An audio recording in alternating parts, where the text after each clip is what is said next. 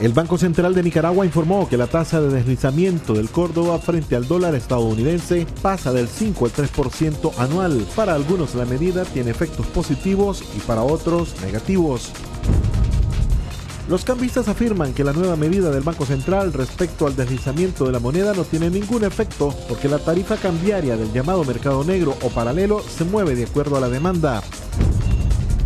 En su boletín mensual, las Naciones Unidas insiste en el desarme de elementos progubernamentales del gobierno de Nicaragua. El documento también señala que persiste el acoso y persecución a los excarcelados políticos, líderes de oposición, defensores de derechos humanos y periodistas independientes. Cambia el escenario político en Argentina tras las elecciones presidenciales, donde se impuso el candidato del Frente de Todos, el peronista Alberto Fernández, impulsado por la exmandataria y su compañera de fórmula Cristina Kirchner. Para el politólogo José Antonio Peraza, los fenómenos políticos que se viven actualmente en América del Sur son independientes uno del otro. Las elecciones del candidato del kirchnerismo en Argentina es el resultado de la propuesta poco atractiva del presidente Macri. Un muerto y 6 lesionados en violento choque entre dos camionetas la mañana de este lunes en el kilómetro 9 de la carretera Vieja León. Un joven de 26 años perdió la vida anoche al accidentarse en su moto cuando, según testigos, se desplazaba a gran velocidad sobre la pista principal de Altamira. ¿Qué tal? Muy buenos días. Gracias por sintonizar Acción 10 en la mañana para hoy, martes 29 de octubre. Y a todo el equipo técnico y periodístico está listo para llevarles 3 horas de información. Les saludamos con mucho gusto Willy Narváez, Odili Vargas y Michelle Polanco Alvarado. Muy buenos días, muchachos. Muy buenos días, Michelle. Muy buenos días, Willy, amigos y amigas televidentes. Todo el equipo que hacemos posible esta edición, también Jocelyn Medrano, le damos esa cordial bienvenida. Dios siempre nos cubre con su santísimo manto, nos protege. Y Willy, iniciamos con las informaciones. Willy. Así es, Odili. Buenos días a nuestros amigos televidentes y gracias por preferir informarse con nosotros. Iniciamos de lleno con nuestras informaciones y lo hacemos dejándoles el hecho de que un joven de 24 años que viajaba en su vehículo aparentemente en estado de ebriedad y a exceso de velocidad terminó sufriendo un aparatoso accidente en la rotonda Jean Paul Jenny. Veamos el siguiente reporte con Ronald Rodríguez Solís. Semidestruido quedó este carro después que su conductor, identificado como Andy Kenneth Gutiérrez Gallego, de 24 años, se estrellara en la rotonda Jean Paul Jenny y destruyera parte de la estructura alusiva a la época de Navidad. Según testigos, el hombre desplazaba el vehículo a exceso de velocidad y en supuesto estado de ebriedad. Iba en compañía de 3 personas, entre ellas una fémina, la que abordó un taxi y se retiró del lugar. A las 2:10 de la madrugada venía ese vehículo jarreado a una velocidad alta. Parece que no esquivó la rotonda o parece que andan tomados, no se sabe, pero el tipo anda violento, anda con 2 personas más adentro, anda una mujer embarazada y aparte de eso pues anda tomado, o sea que eso es una irresponsabilidad bastante grave y aparte de eso los daños que hay en la propiedad. ¿Se llevando parte de la estructura que hay en la rotonda también? Sí, estructura navideña, adornos, grama, llaves, grifos, regadera. ¿No sabes si entre las personas que están dentro del vehículo están lesionadas? Gracias a Dios no hay ni uno, ni un lesionado, ni un grave, todos están bien, fíjate. ¿La mujer embarazada está bien? Está dentro del carro. Mediante la prueba de alcoholemia, la policía de tránsito determinará si el chofer iba bajo los efectos del alcohol. El carro fue trasladado en una grúa al depósito vehicular, mientras el responsable, que se presume es habitante de la ciudad de Masaya, tendrá que responder por los daños ocasionados a la propiedad pública. Con imágenes de José Ángel Díaz, en Acción 10, Ronald Rodríguez Solís. Y a partir del 1 de noviembre, la tasa del deslizamiento del córdoba frente al dólar pasará del 5 al 3%, según un comunicado divulgado por el Banco Central de Nicaragua. Economistas nos exponen que explicará para el país esta medida. Willy Narváez nos explica también y nos informa este detalle. Este es el comunicado que emitió la mañana de este lunes el Banco Central de Nicaragua, donde informan que su consejo directivo decidió establecer esta nueva tasa de deslizamiento. Con esta política, según esta institución, reitera su compromiso con su objetivo fundamental de darle estabilidad a la moneda nacional y el normal desenvolvimiento de los pagos internos y externos. Asimismo, añade que esta reducción del deslizamiento ayudará a recomponer el gasto agregado de toda la economía nacional, al reducir los costos y mejorar el poder adquisitivo de los salarios. Esta es la primera vez que el gobierno de Nicaragua implementa una medida de este tipo. La primera devaluación deslizante era del 12% anual. Luego el gobierno de Alemán lo bajó al 9%, al 6 y posteriormente al 5. Yo lo que creo de que esta medida tiene, digamos, varias repercusiones. Una de ellas podría decirse que es lograr aliviar un poco la deuda pública interna, porque al dar menor cantidad de córdobas en relación al dólar, tú puedes emitir más. Otra afectación que ya lo estamos teniendo es la pérdida de competitividad de la economía, porque esta desaceleración del régimen cambiario, del tipo de cambio, significa pérdida de competitividad. Por su parte, la diputada liberal Azucena Castillo de la Comisión Económica de la Asamblea Nacional ve prudente esperar los efectos de esta medida. Un maquillaje ficticio otra vez que se le quiere hacer a la situación.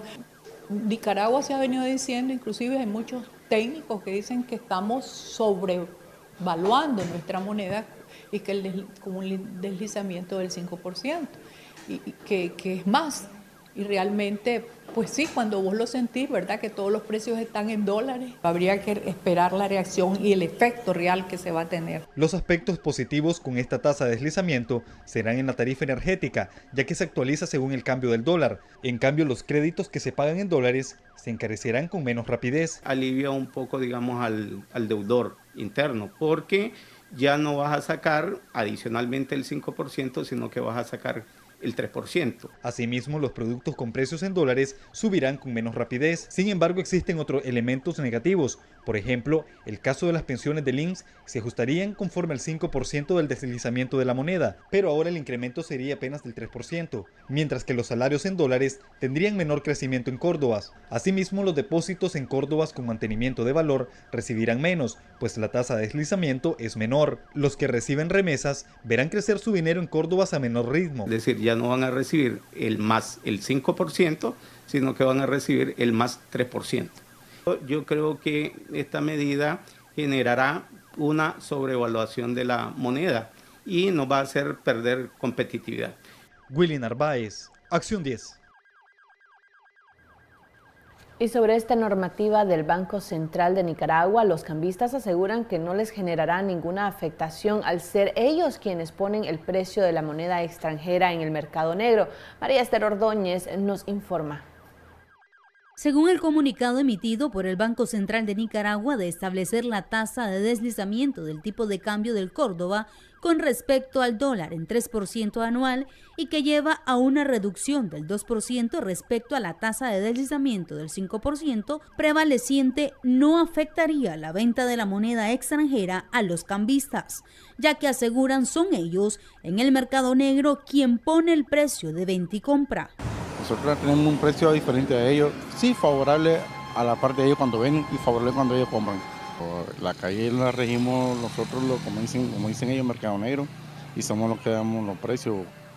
Conforme nosotros vamos moviendo la tasa, conforme ellos mueven su tasa, nosotros vamos moviendo la tasa también en el mercado negro. Y nosotros le damos preferencia al cliente porque tiene más posibilidades de ahorrar más centavos con nosotros que con ellos. ¿A cómo está ahorita el dólar? ¿Cómo lo encontramos? Por ejemplo, ahorita nosotros aquí le pagamos al cliente a 33, a 45, 40. Y depende de la cantidad se le paga 50. Y el banco ahorita está pagando 33, 30 creo por ahí más o menos. 30, 35. Entonces es más favorable nuestra tasa. Al nosotros comprarle así al cliente, al como compra el banco es más favorable para el cliente, ¿me entiendes? Y el banco está como a 33, 95 creo, 90, 95, ¿verdad? Nosotros aquí le vendemos a 75, 70. 80, depende, pues, aquí rateando precios, ¿me entiendes? Según economistas, un efecto contraproducente es que puedan haber mayor presión para comprar dólares porque estará barato. Los cambistas afirman que algunas afectaciones podrían ser al crédito de clientes de bancos. Pues a nosotros no nos afecta en nada, le afecta a la gente que trabaja con ellos en préstamos, en cosas de ahorro y cosas de, ¿entiendes? Después que le hacen ellos préstamos sobre bienes y todo eso, a ellos les afecta. A nosotros no, porque nosotros conforme ellos venden, nosotros vendemos, conforme ellos compran y venden, nosotros trabajamos así con los clientes aquí en la calle. Los economistas consideran que esta normativa afectará los salarios y se trata de mantener estos estancados. María Esther Ordóñez, Acción 10. En su último boletín mensual, la ONU insiste en el desarme de elementos progubernamentales del gobierno de Nicaragua. El documento también señala que persiste el acoso y persecución a los reos políticos, líderes de oposición y defensores de derechos humanos. Pedro Hidalgo nos ha preparado el siguiente informe. La Oficina de la Alta Comisionada para los Derechos Humanos de las Naciones Unidas, a través de sus redes sociales, ha publicado el boletín mensual de seguimiento por parte de este organismo a la situación en Nicaragua. Dentro de este escrito, la OACNUD no cambia su postura con respecto a las denuncias realizadas con anterioridad, como la negativa a permitir el derecho a la reunión pacífica, en donde se resalta el uso de la fuerza excesiva por parte de agentes del orden público contra quienes intentaban manifestarse. Además, denuncian que se detuvo arbitrariamente a personas que protestaban pacíficamente y se lanzó amenazas para disuadir a los manifestantes. Muy contrario a lo asegurado por el gobierno de Nicaragua en julio de 2019, durante una intervención realizada en el examen periódico universal. En esta ocasión, el gobierno afirmó que el derecho a la reunión pacífica estaba plenamente garantizado. El boletín refleja también que con frecuencia se observó un gran despliegue policial en zonas urbanas, en particular en los centros comerciales, juzgados, iglesias católicas y sus inmediaciones. Este inusual despliegue masivo generó efecto intimidatorio en las personas que deseaban manifestarse pacíficamente. En el reporte realizado por la ONU también se logran observar demás violaciones a los derechos de ciudadanos nicaragüenses, como por ejemplo los derechos a la libertad de expresión y asociación, realizando especial mención a los medios de comunicación censurados y asediados en el país, represión selectiva de las voces disidentes, violación al derecho a no ser sometido a torturas y a condiciones inhumanas de detención, violación al derecho a un juicio justo, entre otros. Como último apartado, la Oficina de la Alta Comisionada recomienda se reanude un diálogo significativo e inclusivo, implementar plenamente los acuerdos alcanzados con la Alianza Cívica en marzo de 2019, se adopten medidas inmediatas para poner fin y prevenir eficazmente los actos de tortura y malos tratos en custodia, incluida la reclusión prolongada en régimen de aislamiento, poner fin a las detenciones arbitrarias y libere a todas las personas privadas arbitrariamente de su libertad en el contexto de las protestas y modifique la legislación penal para garantizar su plena compatibilidad con las normas y estándares internacionales. Estas son algunas de las tantas recomendaciones realizadas por un organismo a nivel internacional que ha tildado múltiples veces de alarmante la situación en el país centroamericano. Para Acción 10, Pedro Hidalgo. La elección del nuevo Procurador de Derechos Humanos es un mensaje que envía a los opositores. El presidente Daniel Ortega, asegura el analista político Fanor Avendaño. Willy Narváez conversó con él. Veamos. Nicaragua en estos momentos no tiene un procurador ni subprocurador de derechos humanos, una institución que no mostró ninguna independencia, según lo detalló en su momento un informe de la Comisión de la Alta Comisionada de las Naciones Unidas por su posición ante la crisis sociopolítica del país. Las plazas se encuentran vacantes a raíz de la renuncia de Corina Centeno Rocha como su titular el pasado 18 de octubre, mientras que el subprocurador Adolfo Jarquín Ortel falleció en agosto pasado. Sin embargo, el analista político Fanor Avendaño considera que quienes llenen estas vacantes pueden reivindicar esta procuraduría. Es una gran oportunidad para el país. Yo lo analizo como que es un mensaje que el presidente Ortega le envía a la clase política y a los sectores de oposición. La renuncia de la Procuradora de Derechos Humanos puede ser la oportunidad de una negociación o diálogo puntual sobre el tema de justicia. Una Procuraduría que inspire confianza, pero lo más importante de esa Procuraduría son 3 elementos básicos para que tenga credibilidad el país. 1, que no tenga parcialidad. 2, que no sea un juzgador ambulante o que vaya con revanchismo. Y 3, que tenga calidad y trayectoria ética para poder representar los anhelos de las personas que confíen y llegar ahí a esa instancia a demandar la garantía y la promoción de sus derechos fundamentales y universales. Asimismo, facilitar el ingreso de organismos de derechos humanos. El MECENI tiene que ser invitado, el grupo de expertos tiene que ser nuevamente invitados, y esa sería la gran oportunidad de un procurador o procuradora de derechos humanos. El gobierno de Nicaragua creó la Comisión de la Verdad, Justicia y Paz con el fin de investigar los hechos ocurridos a raíz de la crisis social. Sin embargo, carece de confianza para la población, por lo tanto recurren únicamente a organismos de derechos humanos que critican la represión del gobierno. Willy Narváez, Acción 10. Hacemos una pausa comercial. Al regresar, más información para usted. Y de regreso al plano nacional, un juez de Managua ordenó cambiar la medida cautelar a Carlos Valle, ex reo político, quien enfrentará acusaciones por lesiones leves. Según su defensora, ahora Valle deberá presentarse periódicamente a los juzgados de Managua, mientras dure el proceso judicial. Michelle Polanco nos informa. La juez primero local penal durante la audiencia preliminar ordenó cambiar la medida cautelar para Carlos Valle, quien enfrentará un proceso por lesiones involuntarias. La juez hizo el cambio de medida cautelar del señor Carlos Valle, ¿verdad?, de presentación periódica. Él se va a estar presentando al juzgado a firmar mientras se da este proceso, definitivamente. Un lamentable accidente de tránsito no lo quiero manipular políticamente, para nada. Pues simplemente un lamentable accidente en lo cual me vi involucrado mi persona, en mi motocicleta, y una oficial, creo que es un capitán de la policía. Según la abogada defensora de Valle, el proceso debe ser rápido por cuanto se trata de lesiones imprudentes. Sí, a él están haciendo por lesiones imprudentes, es la acusación, ¿verdad?, del Ministerio Público, siendo verdad un hecho, y creo que está ahí también acreditado por parte de la Fiscalía dentro de su relación de hecho y de las pruebas periciales de que hubo una imprudencia peatonal. Valle solo espera que el proceso sea apegado a derecho.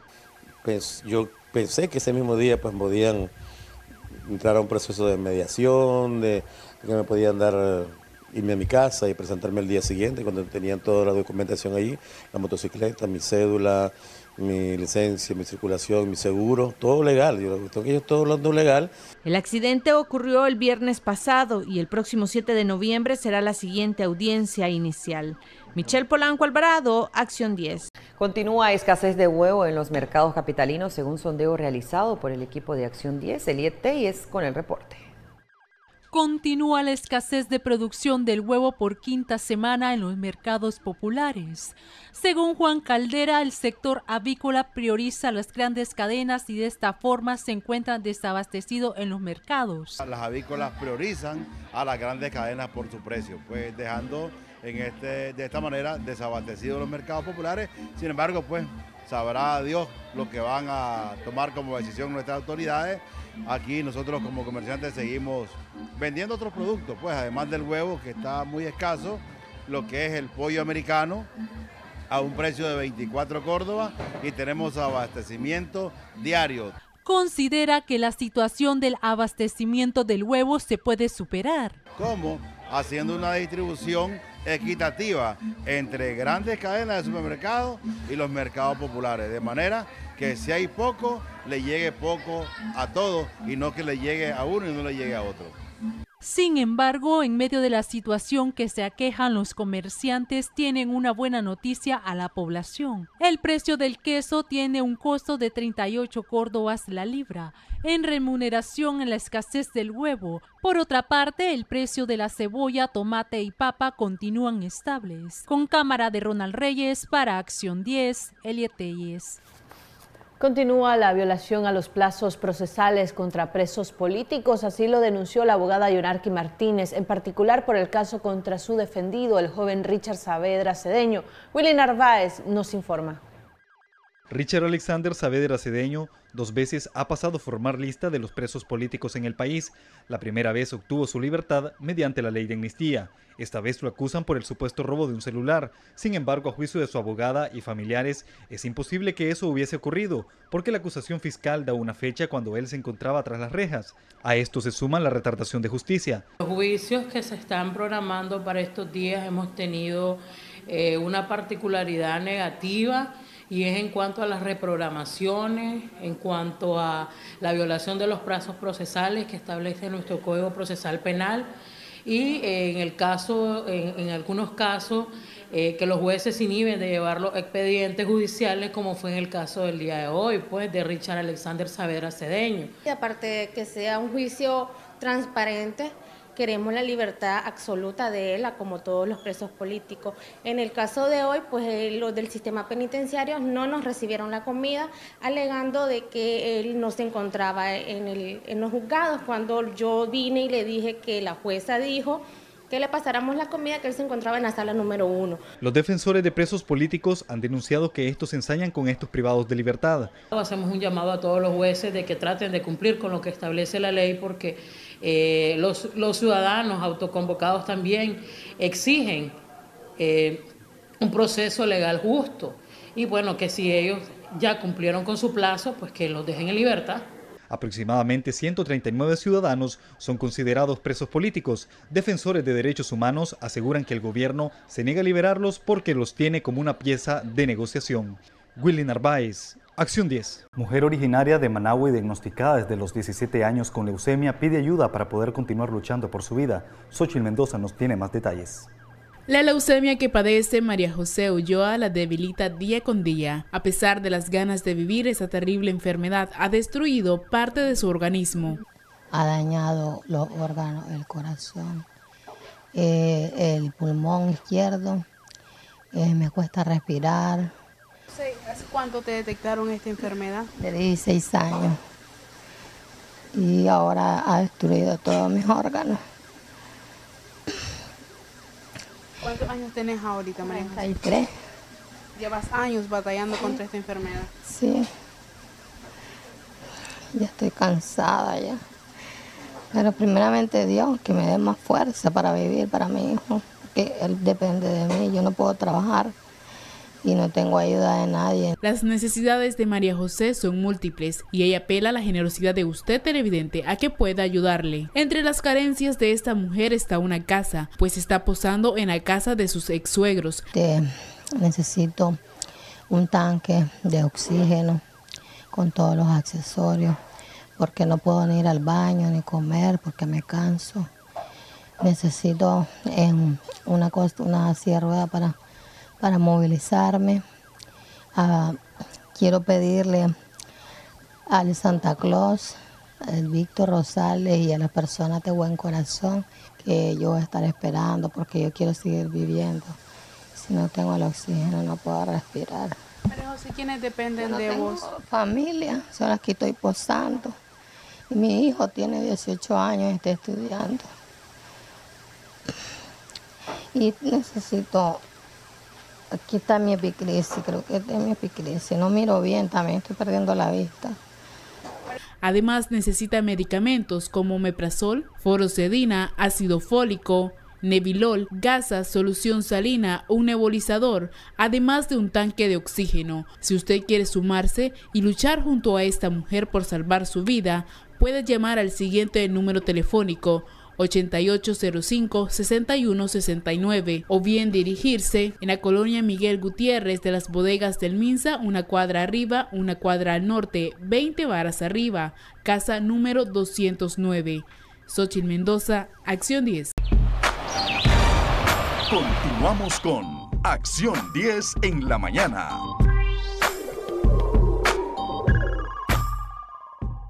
Participa con tus preguntas en nuestro segmento Debates y Soluciones de Acción 10 en la mañana, enviando tu audio al número en WhatsApp 8512-2828 y nuestros invitados en estudio responderán tus inquietudes.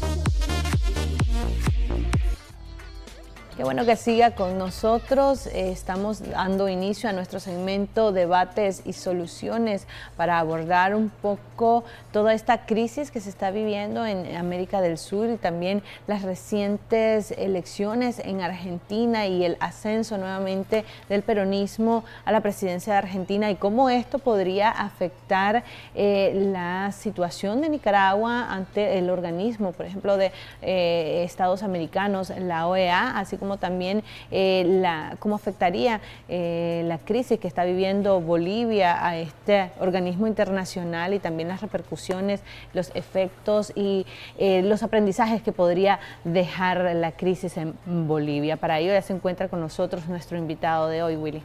Así es, Michelle, y es que esta fiesta democrática que se llevó a cabo el fin de semana en Argentina, donde retornó nuevamente la izquierda al poder, no se equivocaron las encuestas, ya que apuntaban a que retomarían el poder. Sin embargo, vimos en el otro extremo, en el caso de Bolivia, donde efectivamente pues el presidente Evo Morales se mantiene en la presidencia, sin embargo, bajo unas elecciones cuestionadas. Para abordar este tema, ya se encuentra con nosotros el comentarista político Jaime Arellano. Bienvenido. Gracias, muy amable. Gracias por invitarme nuevamente a estar con ustedes. ¿Cuáles son las perspectivas que se tienen alrededor de lo que ha sucedido en Argentina?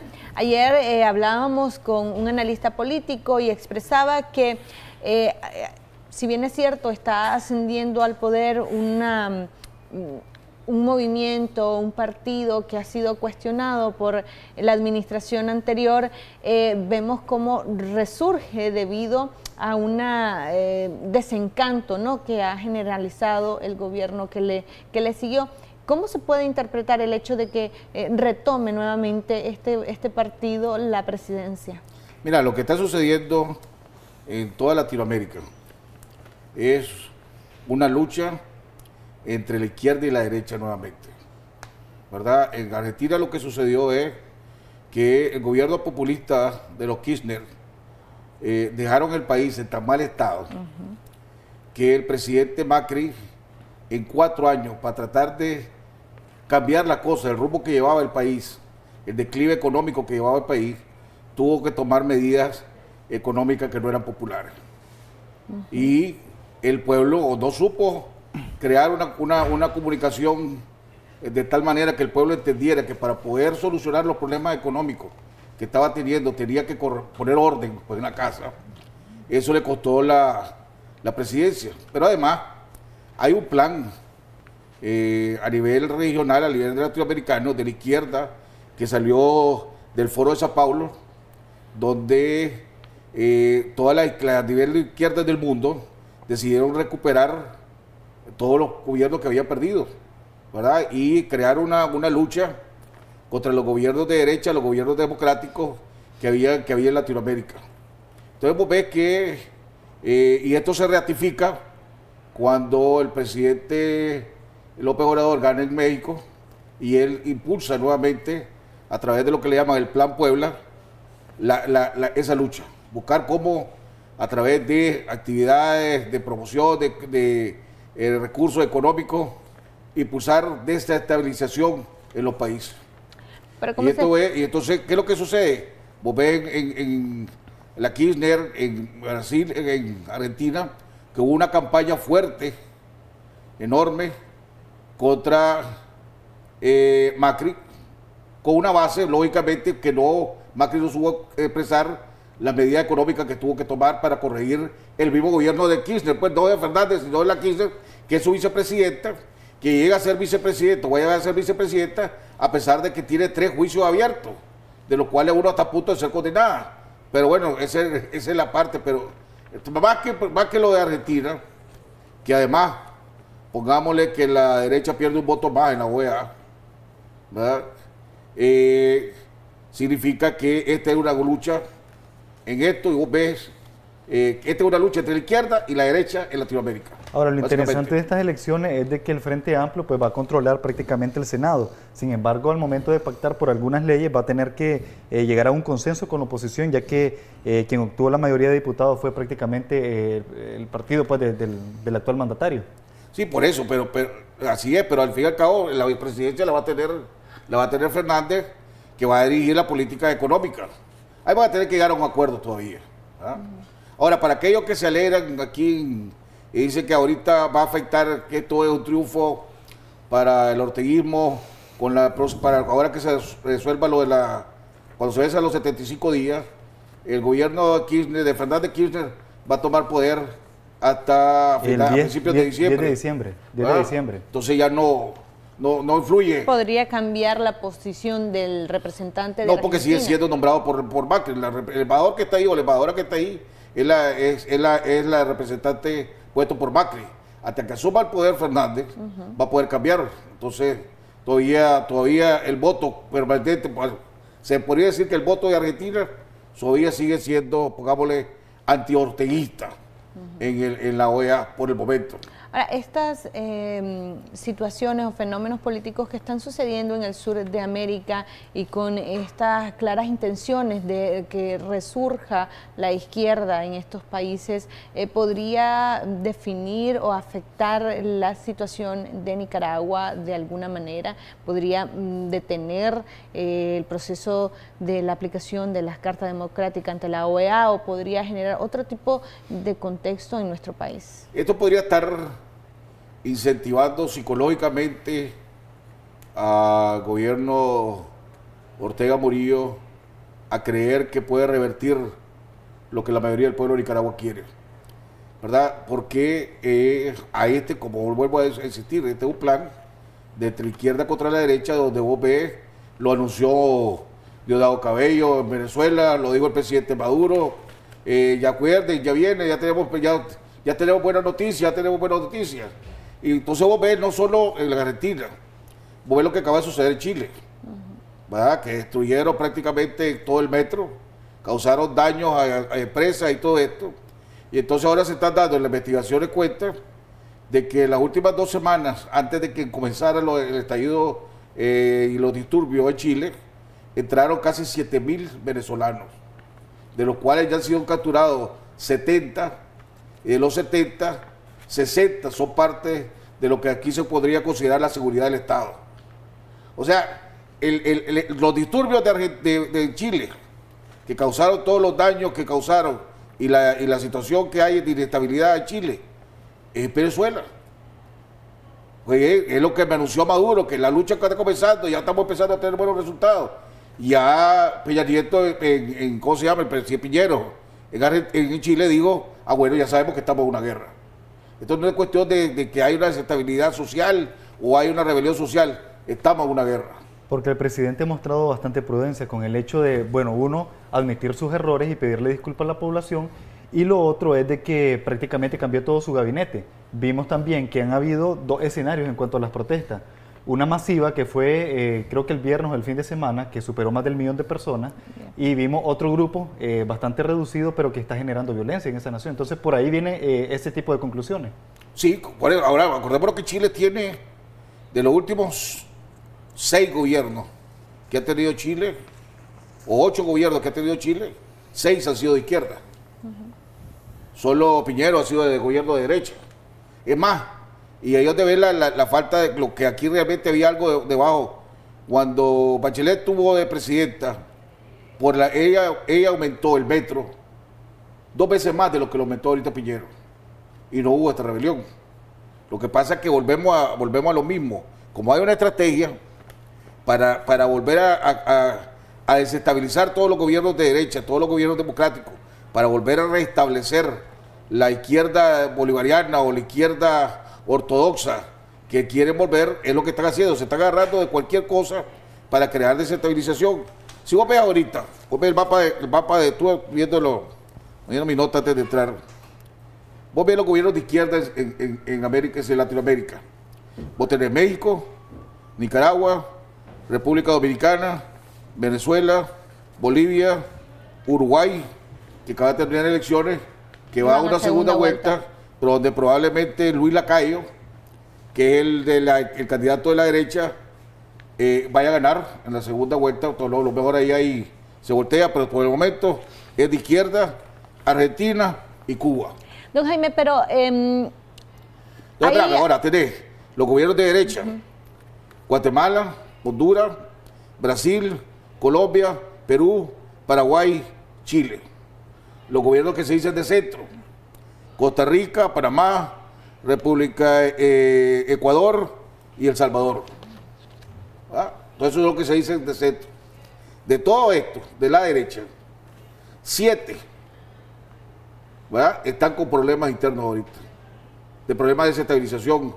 En Colombia, después de tanto anuncio y del problema del plan de la paz, ya cierto, la mitad de la FARC dijo que ya no, que rompían y que volvían a sus mañas anteriores, ¿verdad? Tenés en Perú, tenés ¿cómo se llama? En Ecuador, lo que acaba de suceder. Entonces ya no digamos lo que está pasando aquí en Nicaragua. Ahora, en cierta medida sí hay un descontento en América Latina en general por las medidas económicas que están afectando a la población, independientemente de la influencia o de la manera en cómo se están reclamando esto. Algunos analistas consideran que efectivamente las protestas en Chile, las inconformidades en Ecuador, precisamente son por la falta de equidad en cuanto a la repartición de las riquezas en estos países, que son países que son extremadamente progresistas y habían venido con un crecimiento económico considerable, pero la clase media no está recibiendo estos beneficios del crecimiento económico, a pesar de la influencia que podría recibir de Venezuela. Mira, vos te vas a Argentina y el problema de Argentina ya lleva 40 años, por lo menos 40 años, de un desorden económico. Y cada vez que es decir, ninguno de los gobiernos durante esos 40 años han logrado mejorar las condiciones económicas de la población. ¿Es por ello que resienten esto? Porque el problema es que cuando el peronismo tiene que pasar a un lado, ahora el kirchnerismo quiere por un lado, el gobierno que llega tiene que tomar tantas medidas económicas que se vuelve impopular. Y entonces la gente empieza a pedir resultados de la inmediatez. Yo quiero que me resuelvan ya mi problema a cuesta, no importa que esté sacrificando mi futuro o caiga en un populismo peligroso. Es lo mismo va a suceder aquí en Nicaragua. Cuando Ortega y Murillo se tenga que ir, se le vence a su periodo y pierda las próximas elecciones. El nuevo gobierno que venga aquí, por eso es que a mí me llama la atención que hay tantos candidatos a la presidencia que quieren ser presidente. El presidente que vaya, el próximo presidente de Nicaragua, va a tener que tomar tantas medidas impopulares para poder corregir el desastre económico en lo que nos está dejando Ortega, que ese próximo presidente en 6 meses es impopular. Pero para eso se necesitaría una fuerte campaña, un fuerte diálogo con los actores económicos, precisamente para evitar el descontento de la población e informarle bien. No es falta de estrategia por parte de los gobiernos en general de poder transmitirle a la población la necesidad de hacer este tipo de reformas. Probablemente sí, eso es ahora. Eso en general, ya dependiendo si es de derecha o de izquierda. Ahora, si a eso le agregas que hay un financiamiento para desestabilizar el gobierno, porque pongámosle, y él mencionó muy claramente el presidente de Chile que pidió disculpas. Que él pidió disculpas antes de darse cuenta de la entrada de los venezolanos y todo lo demás. Pero al fin digo, sí, yo tuve el error que cometí es que no supe evaluar los problemas sociales que tenía Chile, ¿verdad? Pero no es la dimensión de la protesta que hubo. No es por lo que se estaba protestando, pues. O sea, destruir, causar daño por 100, 200 millones de dólares como han causado en Chile por culpa de que le aumentaste al metro. Es desproporcional. Ahí es donde te das cuenta de que hay algo detrás de eso. ¿Entendés? Entonces, igual que lo hay en Colombia, igual que lo hay en Perú, igual que lo hay en Chile, igual que lo hay aquí en lo que está pasando en Venezuela. Entonces vos ves todo lo que pasa en Ecuador, Ecuador ya estaba Correa diciendo desde al asilo que tienen en Europa, yo me ofrezco ir a Ecuador a resolver los problemas. Todo esto es parte de una estrategia. Ahora, lo que tiene que darse cuenta el grupo de Lima, que son los grupos de derecha democráticos, que este es un conflicto regional y se necesita el apoyo de todos para contrarrestar la lucha de toda la izquierda que se está viniendo uno por uno, donde los países quieren establecer democracia o tienen democracia. Ahora, estas elecciones, tanto en Bolivia como en Argentina, deberían de ser un espejo para el presidente Ortega para saber qué camino escoger, porque por un lado tenemos a Argentina que democráticamente la izquierda retornó al poder. Sin embargo, vemos a Evo Morales pese a la observación de la OEA, se dieron unas elecciones que hasta el momento se dice que fueron fraudulentas. Bueno, si creo que viene el gran reto, y eso es lo que lo que estamos en la oposición nos preguntamos, pues. Si dice el presidente Ortega y doña Rosario Murillo está en esa gran campaña de que son muchos y que son todos y que el gran pueblo de Nicaragua está con ellos y que los que estamos en la oposición hemos pasado a ser minúsculos, crepúsculos, que era, bueno, bacterias fue lo último que nos dijo, ¿verdad? Que éramos bacterias, ¿verdad? Si somos tan poquito, ¿cuál es el miedo? ¿Por qué no vamos a unas elecciones? Y que el pueblo decida. igual que sucedió, puedes criticar lo que hubo en Argentina, pero hubo un proceso democrático sí, donde fueron aceptados las dos partes. Lo que vos viste donde Evo Morales en Bolivia fue exactamente lo que hizo Ortega en el 2006. A diferencia de que Evo Morales aprendió de Ortega. ¿Qué es lo que hizo Ortega en el 2006? Cuando él sintió que lo último, faltando 9% de los votos del norte no habían entrado y la tendencia liberal venía agarrando fuerza. Inmediatamente se paró el centro de cómputo, se quitaron y nadie supo el 9%. ¿Va? Entonces él ya logró ganar con el 36%, 37% contra el 27% que quedó en el segundo lugar. ¿Cuál fue el problema ahí? Que la oposición inmediatamente le reconoció el triunfo a Ortega. Y ahí hubo los amarres y los chanchullos, y de repente el que quedó en segundo lugar tuvo menos diputados, que el que quedó en tercer lugar tuvo más diputados, negociaron, vos me das el diputado de Chirandé, yo te doy el diputado de Masaya, vos me das el de Masaya, yo te doy el de la Costa Atlántica, y mientras tanto el pueblo salió perjudicado, pero nunca apareció el 9%. Evo Morales lo que hizo es, suspendieron el proceso de conteo, y a las 3, 4, 5 horas volvió a ponerse el sistema, y ahí los votos se revirtieron. De repente ya tuvo más del 10%. Exactamente, él gana porque tenía que el 10% de diferencia, él gana por el 10.6% de diferencia con el segundo lugar. Exactamente, medio por ciento de lo para evitar una segunda vuelta. Ahora, estas elecciones en Bolivia y estas irregularidades que se dieron en el proceso fueron observadas, anotadas, fueron comunicadas por el organismo de la OEA. ¿Qué papel va a jugar ahora la organización, considerando que básicamente el presidente Evo Morales no está prestando atención a los comunicados y a los informes que está brindando la organización? Bueno, ¿se pone en entredicho el papel de esta organización en este tipo de procesos? Lo que se pone en entredicho es y desde hace rato ya se viene poniendo, es la capacidad de estas instituciones para resolver los problemas. Porque si vos tenés, es como que tengas un perro para cuidar la casa. Pero si le pones un bozal y el perro no puede morder, ¿cómo te va a cuidar la casa? Nadie le tiene miedo al perro. Y se te meten los ladrones a robar. Entonces la OEA es una organización supuestamente para ayudar a vigilarla y fomentar la democracia, pero si no tiene la capacidad de poder tener incidencia, ¿verdad?, con castigos, con penalidades, etcétera, nadie le para bola. ¿Qué es lo que creo que va a suceder en Bolivia? Que no sucedió aquí en Nicaragua, porque en Nicaragua la oposición inmediatamente, uno de los dos candidatos fue a reconocer a Ortega. En Bolivia, no, en segundo lugar dijo, yo no acepto los resultados. O vamos a una segunda vuelta, tiene que ir a una segunda vuelta, tiene que volver a elecciones.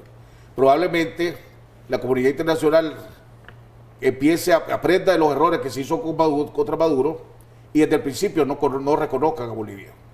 Entonces vos vas a poder tener tal vez ya 50 países, por lo menos 50 países en el mundo que no reconozcan a Bolivia. Y entonces ya gobernar a Bolivia con la comunidad internacional desde el principio, a Evo le va a salir muy duro. Y eso que tomemos en cuenta que ya Evo, en un plebiscito que hizo para tratar de legalizar su candidatura, y él lo perdió, porque esa candidatura de él es ilegal, la perdió, aún así corrió. Entonces yo creo que vos ves a Bolivia el camino de Venezuela, por lo menos más adelante inclusive, porque va a haber, yo no veo la mayoría de los países del mundo reconociendo a Evo Morales como candidato a la presidencia, si no convoca una segunda elección, una segunda vuelta. Pero podría prosperar el hecho del que él está pidiendo que sea auditado para ver si se van a una segunda vuelta. Bueno, él dijo que él permitía que él llamaba a un auditoraje antes de que el Consejo Supremo Electoral, el Tribunal Supremo Electoral, que le llaman allá, lo ratificara a él como ganador en la primera vuelta. Después de que lo ratificó como ganador en la primera vuelta, Evo Morales no ha dicho nada. Sencillamente digo, reconozca, yo gané, ya está. Por el estilo, no he vuelto a decir, los invito a que vengan al auditoraje. Las lecciones que debería de tomar en cuenta y de aprenderse para no cometer los mismos errores que se están cometiendo o se cometieron en Bolivia. Incluso en el papel de la oposición iba dividida.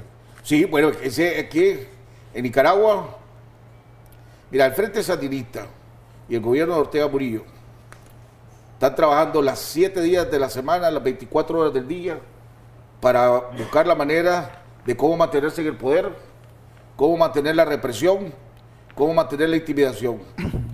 Y aquí la oposición lleva 6 meses, o un poquito menos, pongámosle, ya llevan 10 reuniones, si no me equivoco, para entre la unidad, una comisión de la Unidad Azul y Blanco y una comisión de la Alianza Cívica para unirse. ¿Cuál es el pegón que mire usted ahí para yo no sé la unidad? La verdad, como no he estado en esas reuniones internas, no me gustaría especular, pues, pero lo que sea, debe ser intereses personales, no intereses del país.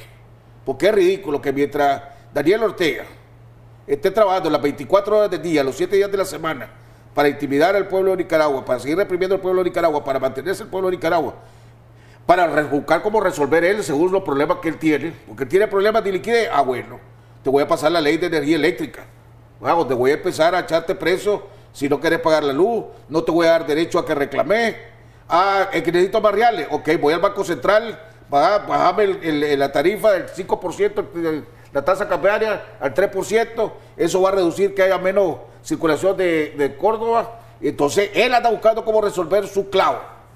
La oposición está buscando cómo ver si se unen o no se unen. Y mientras tanto, 150 presos políticos, el pueblo, la economía destruyéndose, es ridículo, pues.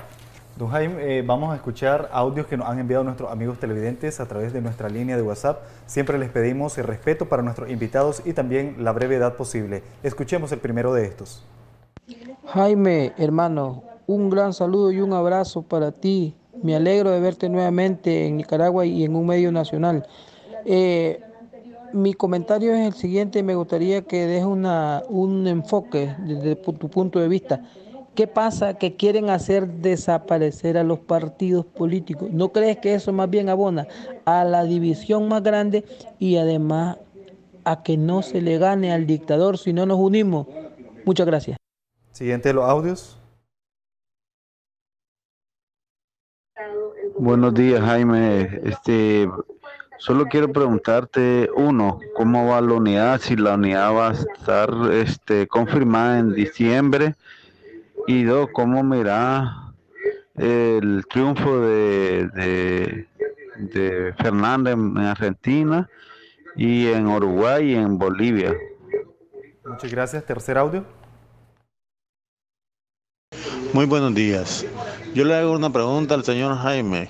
¿En qué se basa que los venezolanos son los que están provocando todo lo que está provocando, todo lo que está sucediendo en Chile? Solo él lo dice, porque los otros noticieros internacionales no lo he escuchado que lo digan. Muchas gracias. Cuarto y último de los audios. Buenos días, don Jaime.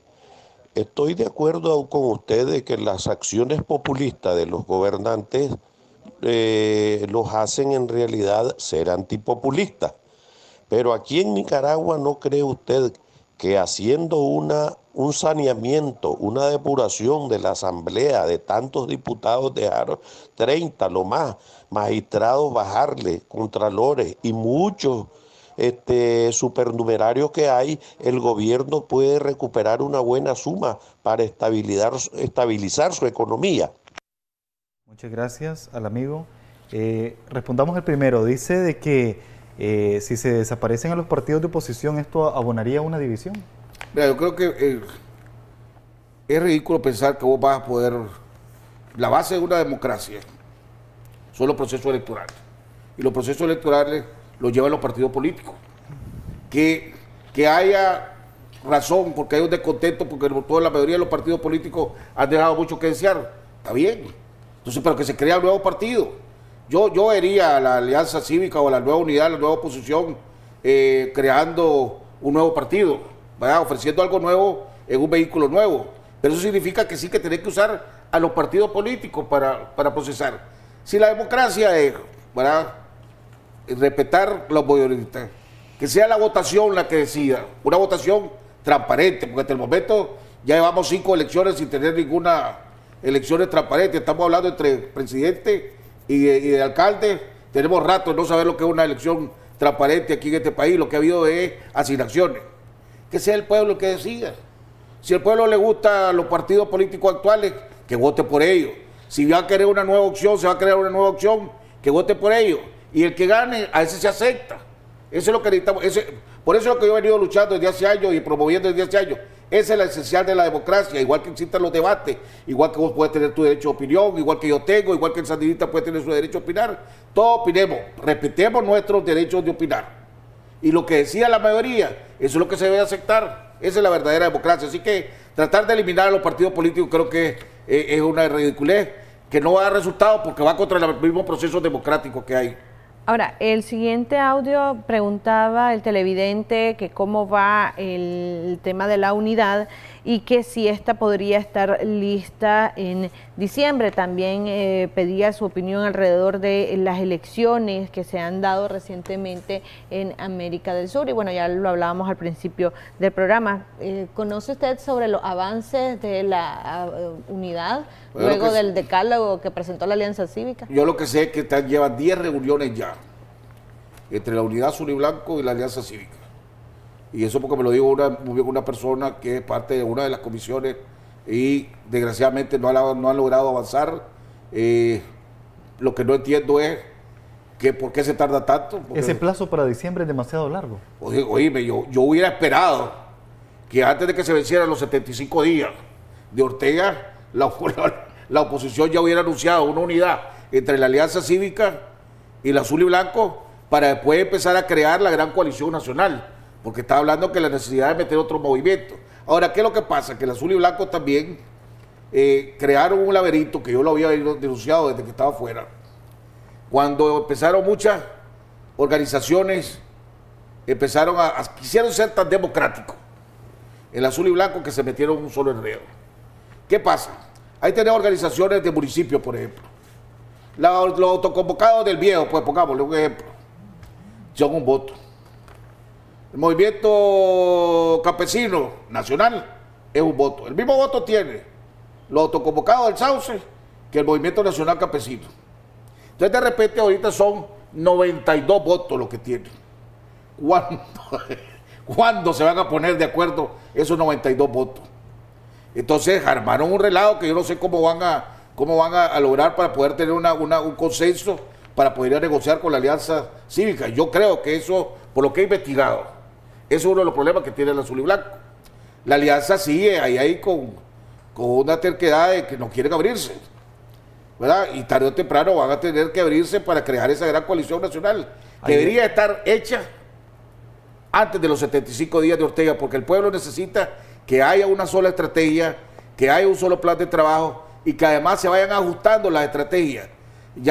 Vos, de acuerdo a lo que va haciendo el gobierno, vos tenés que ir ajustando tu estrategia y creando tu propia estrategia. Don Jaime, ¿por qué usted dice o afirma que la Alianza Cívica no quiere abrirse? Ellos han insistido, al menos en las conferencias, las comparecencias públicas, que ellos están abiertos a escuchar a todos y incluso cuando presentaron el decálogo invitaron a los partidos políticos de manera pública a acercarse para hablar acerca de esta propuesta de 10 puntos de unidad.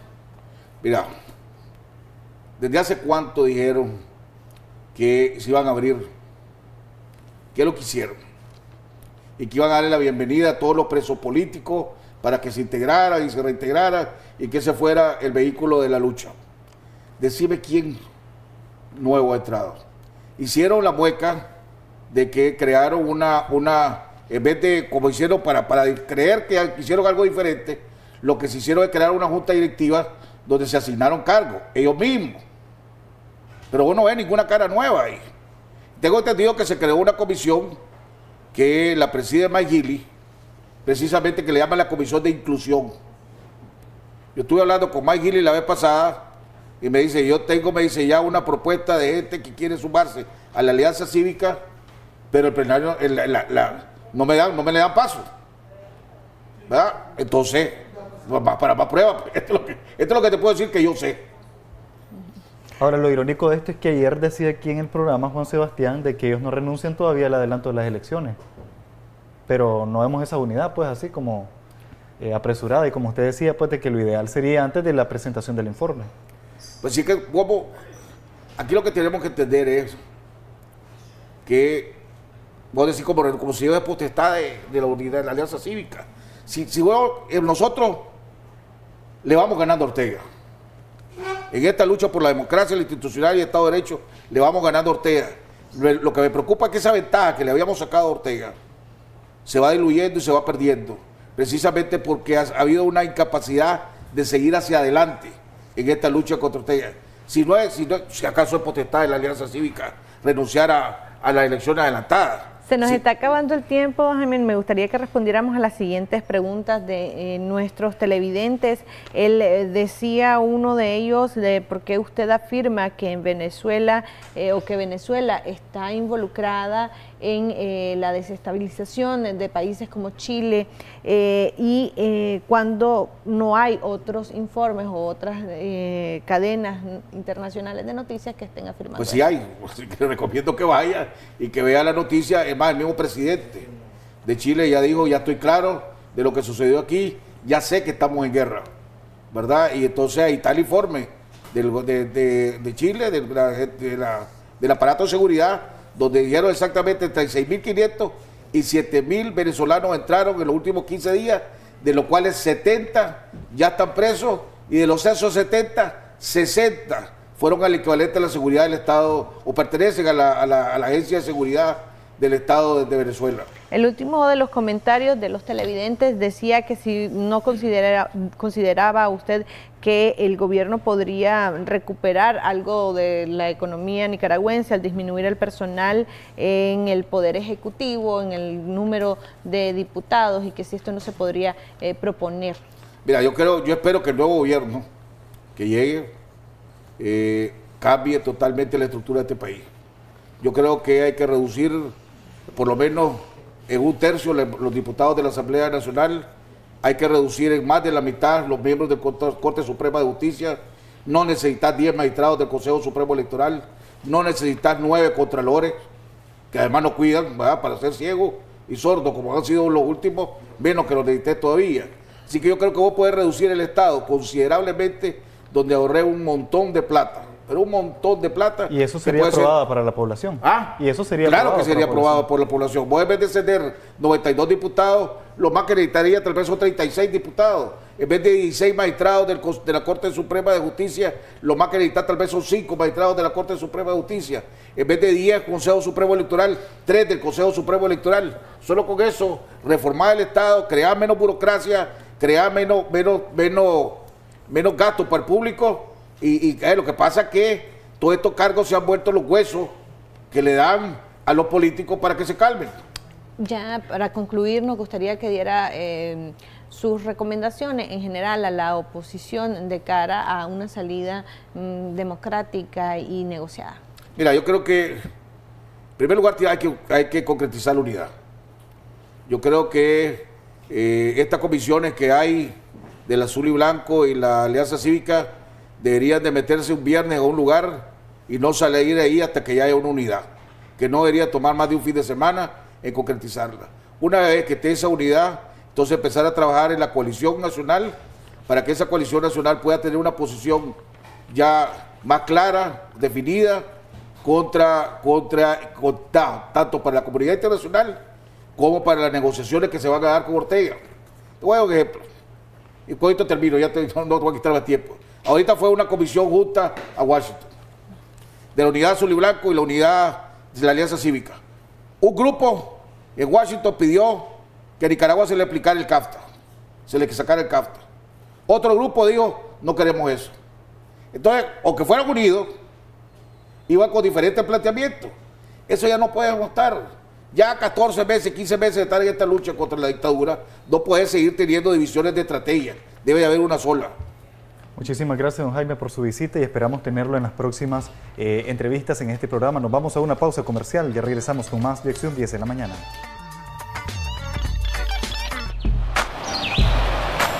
Ya regresamos con Acción 10 en la mañana.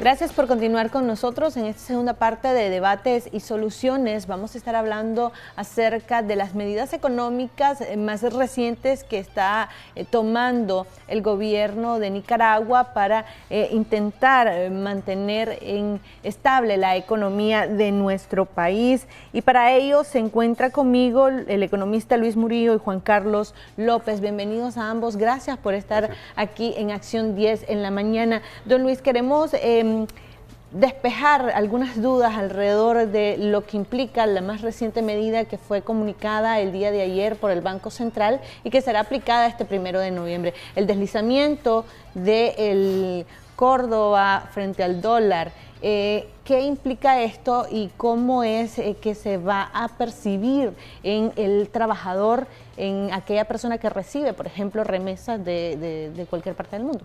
Bueno, en primer lugar, el tipo de cambio es el precio de una moneda nacional en relación a una moneda extranjera. Y los países normalmente tienen algo que se llaman los regímenes cambiarios.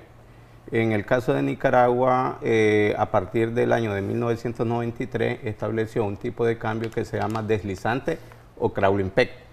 Y se estableció porque Nicaragua estaba en una crisis, ¿verdad? Estaba perdiendo competitividad, la moneda estaba sobrevaluada, ¿verdad? Y se estableció de que el gobierno de doña Violeta en ese momento no podía cumplir dos objetivos de política económica que eran imposibles con un tipo de cambio totalmente fijo, ¿verdad? Uno de ellos era estabilidad de precio y el otro era competitividad. Entonces, 7 países, incluidos Nicaragua, optó por el tipo de cambio crawling peg. Esto normalmente, desde el punto de vista de la teoría económica, no debería de funcionar más allá de 5 años porque es una medida de muy corto plazo para mientras logras competitividad y después buscas un nuevo régimen cambiario. Sin embargo, ya nosotros llevamos 26 años con el tipo de cambio y la moneda técnicamente se revalúa. Y recordemos de que inicialmente en el año 93 el deslizamiento era del 12%, luego con el gobierno de Alemán lo bajaron al 9%, al 6%, al 5% y en la actualidad el 3%. Juan Carlos, ¿cuál es el propósito que tiene esta medida que está tomando el gobierno? ¿A quién va a beneficiar a corto y mediano plazo? Normalmente pues puede tener muchas, voy a decirlo, aristas. Normalmente por las condiciones que deflora el país, lo que se avisora es que realmente es una medida relativamente estrictamente política, más allá del punto de vista de ver una política financiera o una política presupuestaria en su momento.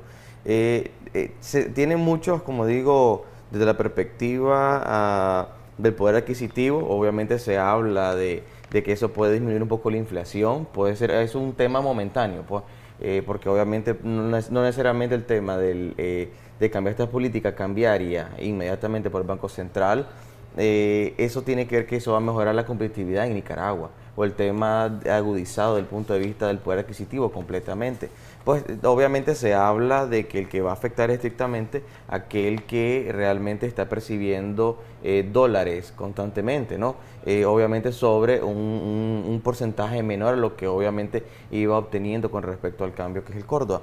Pero en manera generalizada, si se viera de una condición totalmente diferente, eso pudiera tener una trascendencia desde el punto de vista de estabilidad económica. Pero insisto, no necesariamente eso va a implicar que el ajuste que se está realizando ahorita, en efecto, va a incentivar directamente la producción. Puede ser un alivio momentáneo para el consumidor, obviamente para el trabajador que está recibiendo en Córdoba y que tendrá que pagar en dólares. Pero eso puede ser, insistimos, pues, y yo concuerdo con lo que dice mi economista Murillo, que sí realmente puede ser un alivio momentáneo. Pero insisto, esto es posiblemente una decisión política de momento, más allá de una proyección que se puede tener para ir mejorando las condiciones económicas del país. Don Luis, usted hablaba de que la medida que se tomó en 1993 y que ha venido disminuyendo a lo largo de los años se tendría que haber cambiado cada 5, sin embargo esto no fue así. ¿Estamos viendo una nueva medida que se está tomando de manera tardía?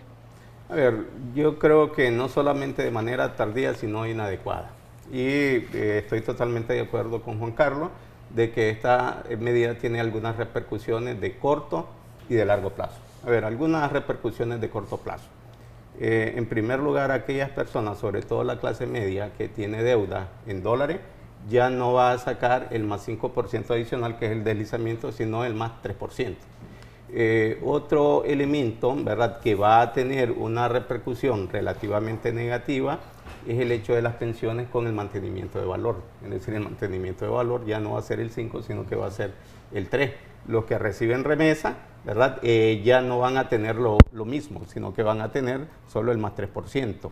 Y algo que sí me preocupa a mí son dos cosas, ¿verdad?, de mediano y de largo plazo. Uno, el sesgo antiexportador, ¿verdad? ¿Por qué? Porque cuando tú vendes al extranjero en forma de exportación, tú recibes dólares y lo cambias en córdoba. Entonces ya no vas a tener el incentivo del 5%, sino que solamente el 3%. Pero además, cuando tú importas o estás comprando, vos vas a comprar una divisa más barata. Entonces estás promoviendo la importación y estás restringiendo la exportación. A eso se le llama sesgo antiexportador. Otras repercusiones, ¿verdad?, que dicho sea de paso están en la normativa que sacó el Banco Central, es la de las reservas internacionales, ¿verdad? Cuando tú tienes un menor nivel de deslizamiento, normalmente las reservas internacionales pueden tener una presión a la disminución. Y dicho sea de paso, ya después de la crisis económica, nosotros hemos tenido pérdida de reservas internacionales. ¿Esto va a afectar entonces a aquellos exportadores? ¿Van a empezar a disminuir sus ingresos? Sí, lógicamente que sí, porque ¿Va a ser una cadena? Va a ser una cadena, porque ellos van a recibir menos, ¿verdad?, Córdoba, por deslizamiento de la moneda. A ver, en el corto plazo, sí, digamos, la medida te atenúa un poco la cuestión. Sin embargo, yo no estoy totalmente de acuerdo en la parte de la inflación, porque son dos términos totalmente diferentes.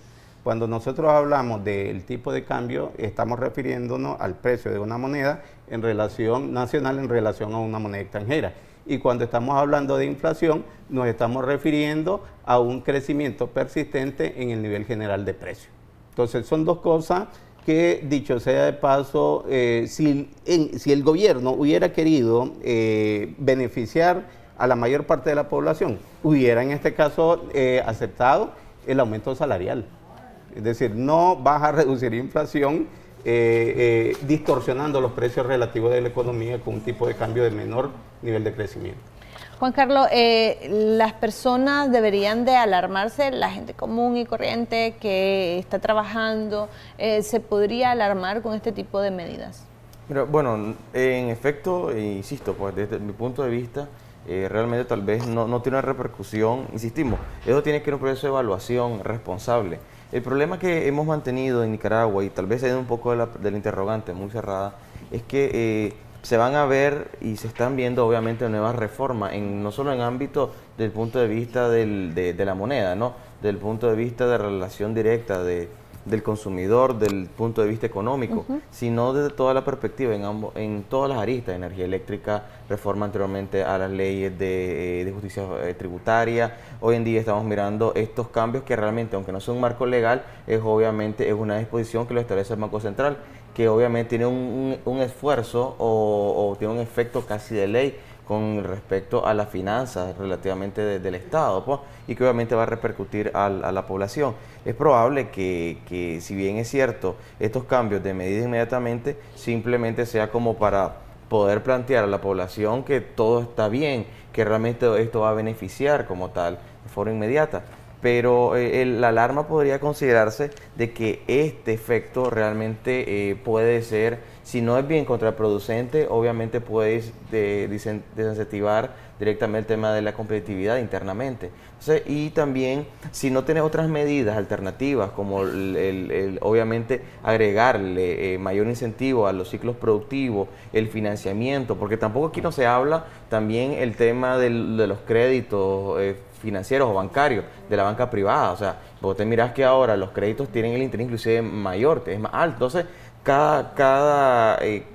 aunque no lo regule directamente el Estado, pero sí este comportamiento que tiene la situación económica hace que obviamente el agente económico vaya o no suavizando o vaya cambiando directamente estrategias, obviamente para poder no voy a decirlo afectando al consumidor, pero tampoco no apoyándolo. Aquí el día de ayer le preguntaban a alguien de la Alianza Cívica con el tema de los intereses bancarios, o sea, de que si en verdad, ¿por qué no se habla de que por qué no se flexibiliza, ¿no?, a la banca privada? Pues, y yo lo que te podría plantear, o sea, tenemos un tema a otro, es que en efecto el consumidor, el usuario, posiblemente va a pagar un crédito mayor, porque cuando reestructuras un crédito, pues la proyección es mayor y el interés va a ser mayor, y normalmente los créditos nominales, luego de toda decisión, le van a aumentar los intereses, porque obviamente hay un riesgo país todavía en Nicaragua. Entonces, cada uno de esos comportamientos, que si bien es cierto, afecta al consumidor, no se ve que realmente el Estado, el gobierno, a estos tópicos como energía eléctrica u otros que posiblemente va a ir encareciendo, realmente le interesa. Esto es posiblemente una arista de un tema económico que realmente es pequeño, el tema que estamos platicando el día de hoy, obviamente, que realmente determinado segmento va a decir que es positivo, otro que es negativo, pero aquí lo que estamos tratando de plantear es de manera muy objetiva, o sea, lo que es en términos económicos, como lo plantea inclusive el economista. Y del punto de vista del consumidor, que se relaciona bastante, lo que sí nos puede preocupar es que realmente a los temas electorales, más allá del tema meramente político, si realmente el gobierno hasta el día de hoy ha sido sordo, pues, pero no solo el gobierno, también la empresa privada, pues, directamente, pues, ha sido también sordo a lo que está pasando también con la población, como decir, que ese promedio baja. Don Luis, esta medida que está tomando el gobierno, ¿lo está realizando como un efecto a la crisis económica que se está viviendo, o es un tema simplemente aparte que lo está realizando porque ya tocaba? No, bueno, es una medida que debió haber tocado desde el año de 1998, ¿verdad? Porque prácticamente debió haberse eliminado o reestructurado 5 años después del 93. A mí me gustaría, digamos, tocar 2 temas de esta medida. Uno es la competitividad, y hay algunos resultados. El Banco Mundial sacó un índice que se llama el Doing Business, que establece la competitividad de 190 países. Nosotros estamos en el 142 de 190 países. Es decir, esta repercusión prácticamente nos va a hacer bajar más peldaños de esos 142, ¿verdad? Porque el país pierde competitividad.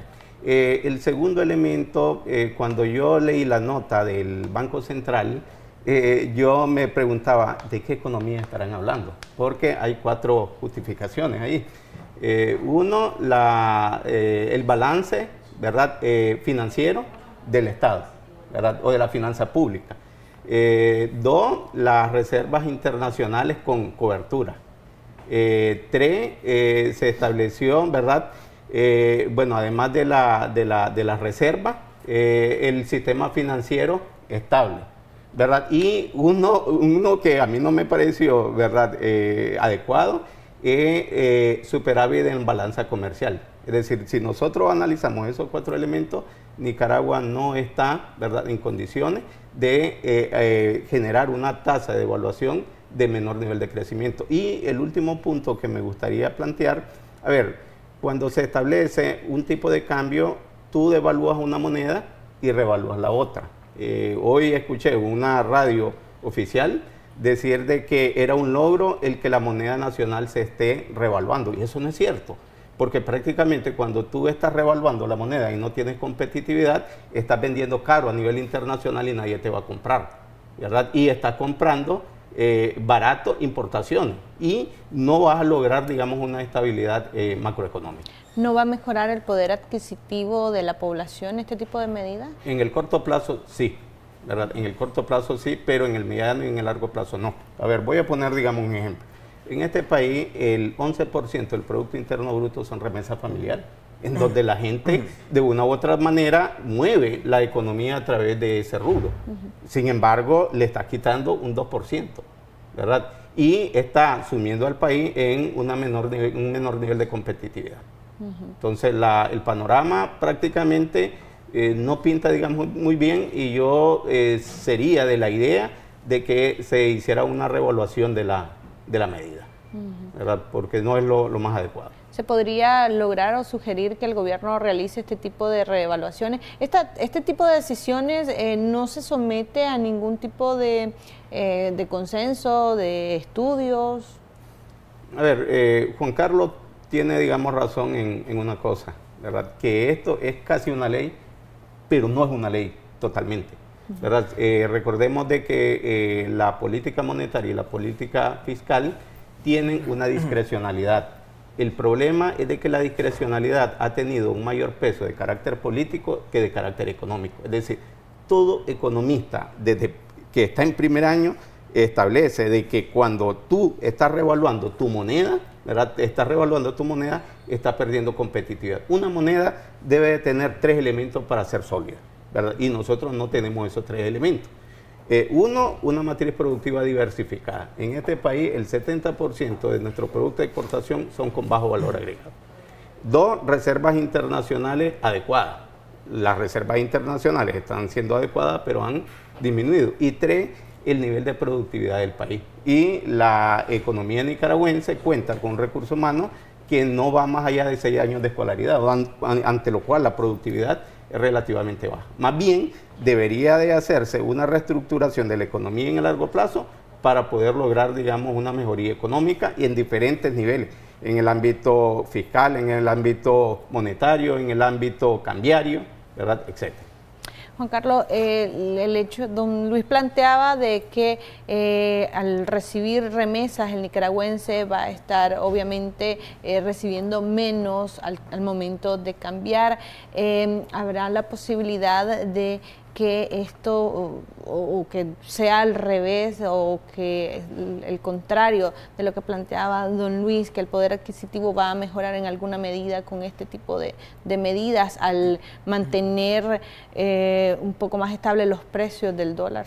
Mira, lo que está, pues, como estábamos planteando de inicio, obviamente lo que presupone es que mantiene una estabilidad que está recibiendo solamente Córdoba, pues, de manera inmediata, ¿no? O que tiene sus salarios que son cordovizados. Desde el punto de vista, en el ejemplo que él planteaba con el tema de las remesas, sí hay un porcentaje, ¿no?, de déficit que posiblemente va a dejar de percibir la persona que está recibiendo, versus a los precios que realmente tiene estipulados en los anaqueles, supermercados. Insisto, nuevamente la política pareciera que tiene un beneficio, pero es posiblemente inmediato, porque no tiene una proyección como una política analizada de Estado. O sea, no tiene mayor fundamentación que lo que se está obviamente planteando posiblemente como una medida, no sé si es tal vez congruente finalizando el año, ¿no? Obviamente con el tema de los pagos que se puede realizar luego. Tal vez esa parte tal vez no tengo el dominio completo desde el punto de vista económico. Sin embargo, desde la perspectiva del tema de las remesas, obviamente tiene un perjuicio.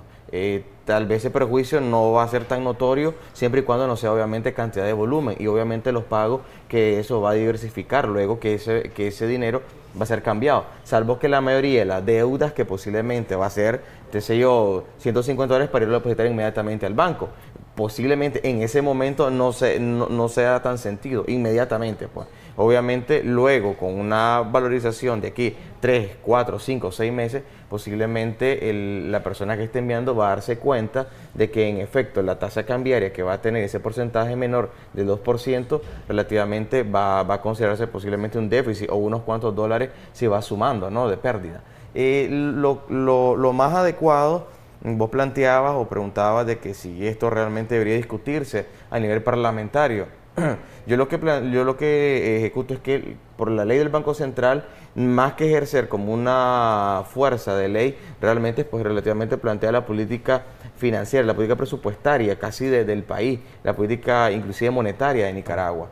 Lo que hemos visto en estos contextos, y no solo ahorita, porque no solo quiero contextualizar que Nicaragua está pasando por una situación muy complicada de todos los aspectos, sino que ha sido un comportamiento constante, ¿no?, del gobierno de mantener un consenso relativamente cerrado. Lo viste hace poquito con el tema de la ley que se había estado, creo que se aprueba el día de hoy, la reforma del artículo 5 de la ley de estabilidad energética, pues, que están haciendo determinados tipos de cambios. O sea, realmente hoy en día solamente si anteriormente solo se consensuaba con el COSEP, otras cámaras privadas y algunos sectores que solamente le decían sí al gobierno, hoy en día todavía es más reducido ese tema.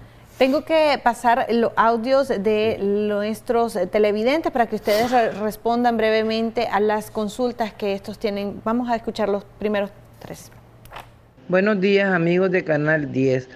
Esto que pasó con el cambio monetario es nada más ni nada menos que una pasada de cuenta a los jubilados. Los jubilados, en vez de recibir el 5% anual de indexación por el deslizamiento de la moneda, recibirán apenas el 3%. Gracias. Vamos a escuchar el siguiente audio. Buenos días a los panelistas, buenos días Canal 10. Una pregunta, a la hora que el gobierno haga eso o apruebe esa maniobra económica, ¿quiere decir que el combustible va a bajar, la comida va a bajar, el precio de la canasta básica? ¿O cómo va a ser? Porque ¿de qué sirve que hagan eso si la canasta básica siempre está elevada o el combustible está elevado? Muchísimas gracias. Vamos a escuchar el siguiente. Buenos días. Le quería preguntar al invitado que ponga un ejemplo concreto, real, que vimos los nicaragüenses. Esta medida del banco, ¿en qué me afecta? En el pago de la luz, en el pago del agua, ¿en qué me afecta? Un ejemplo concreto, con números simples, para que todos lo entendamos. Ok, muchísimas gracias. Interesantes las preguntas que hacían los televidentes. Una de ellas planteaba de que es una pasada de cuenta a los jubilados. Yo diría de que es un poco relativo. Sí, porque se le disminuye el mantenimiento de valor. Pero recordemos de que también los jubilados tienen deuda. Y la mayor parte de los precios en este país, ¿verdad?, a excepción del pasaje de bus y a excepción de la mayor parte de los salarios, ¿verdad?, bajos, están en Córdoba. La mayoría están en dólares. Ante lo cual es, ¿verdad?, relativo, porque te quitan un 2% por mantenimiento de valor, pero desde el otro punto de vista, cuando tú vas a comprar, como los precios están indexados, pagas un 2% menos. Juan Carlos, preguntaban también que si a la hora, cómo se va a aplicar esta medida a la hora de comprar el combustible, la canasta básica, que si esto en realidad va a mejorar el poder adquisitivo de los nicaragüenses. Mira, como te decía, la medida es casi inmediata, o sea, esto es momentáneo. Realmente sí, pero si el día de mañana, recordad que los precios, por ejemplo, de Chiltoma no es dolarizada, pues, al menos puesto al precio del consumidor final. Obviamente no hay ninguna correlación en este sentido, pero sí desde el punto de vista de que la persona llega, compra inmediatamente, pues tendrá las posibilidades de poder adquirir ese producto de forma inmediata. Sin embargo, recordad de que más allá con el paso del tiempo, los precios, independientemente con el tema de que va aumentando la canasta básica, podemos dar 4 o 5 córdobas, independientemente de eso, el poder adquisitivo, si mantiene siempre los salarios bajos, la carestía de la vida, habló el tema de los combustibles, que realmente, más allá de los precios internacionales, cuando se pone aquí, estrictamente está cordobizado, pues porque en los lugares donde va a echar combustible, tiene obviamente una relación cordobizada. No necesariamente eso va a repercutir en poder acceder a los productos o poder obviamente pagar la deuda energética, o sea, la factura de energía eléctrica. No inmediatamente. Había como un artículo muy rápido de que hablaba de que eso beneficia al tema de la tarifa energética, el precio del kilowatt. Eso es relativamente correlativo. Eso no necesariamente tiene que ver que eso va a impactar directamente al consumidor final, porque recordad que realmente el precio se pone de manera impuesta, pero los precios tarifarios están cordobizados, no tiene una correlación dolarizada completamente. Entonces, eso es, como te digo, tiene un efecto, depende de la relación, como lo mantenga. ¿Ejemplos concretos de cómo va a afectar? Bueno, voy a poner 2 ejemplos. A ver, yo creo que el tipo de cambio y el precio de la energía eléctrica no son los mejores precios relativos para medir esta economía, porque están totalmente distorsionados. Entonces, ¿qué es lo que sucede? Si yo soy un jubilado, a mí me van a disminuir un 2%, ¿verdad?, el mantenimiento de valor. Y cuando yo voy a pagar el servicio de energía eléctrica, nominalmente me van a disminuir, porque está indexada el 2%, ¿verdad?, del precio de la tarifa. Sin embargo, aquí hay una distorsión bien fuerte. Y es el hecho de que tú estás totalmente seguro que cuando vas a cobrar la pensión, te van a bajar el 2%, ¿verdad?, por el deslizamiento. Pero al momento de ir a pagar la factura, ¿verdad?, estas salen normalmente alteradas, y estoy totalmente seguro que la mayor parte de los generadores y la empresa que distribuye va a distorsionar la factura eléctrica. Entonces es un poco relativo. Si yo en este caso estoy obteniendo el 2% menos, ¿verdad?, y nominalmente estaría pagando el 2% menos por la factura, estoy totalmente seguro de que se van a ver más casos, ¿verdad?, de injusticia en la alteración de la factura. Ese es uno. Quiero poner, digamos, un ejemplo bastante sencillo de esto de la pérdida de competitividad. Vamos a suponer de que yo voy a comenzar con un tipo de cambio, ¿verdad?, nominal de 10 córdobas por un dólar. Y voy a establecer una devaluación y una revaluación. Si yo hago una devaluación, ¿verdad?, entonces yo diré de que ahora el córdoba va a pasar de 10 a 12 córdobas. Y si yo hago una revaluación del córdoba, ahora va a valer 8 por cada dólar. Entonces, ¿qué es lo que sucede? Si yo compro, por ejemplo, un par de calcetines a nivel internacional, cuando yo tenía un tipo de cambio de 10 por 1, ese par de calcetines valía $1, ese par de calcetines me costaba 0.10 centavos dólar. Cuando yo lo devalué al 12 por 1, a nivel internacional el precio es de 8 centavos. Y cuando yo lo revalúo en 8, ese mismo calcetín vale 12 centavos. Ahí perdemos competitividad. Perfecto, muchísimas gracias. Se nos ha acabado el tiempo, ha quedado bastante claro la situación. Esperamos que las personas hayan sido de utilidad, las recomendaciones y también los planteamientos que han puesto. Vamos a ver cómo se va a traducir a lo largo del tiempo esta medida económica que ha tomado el gobierno. Vamos a hacer una pausa comercial, ya regresamos con más de la revista.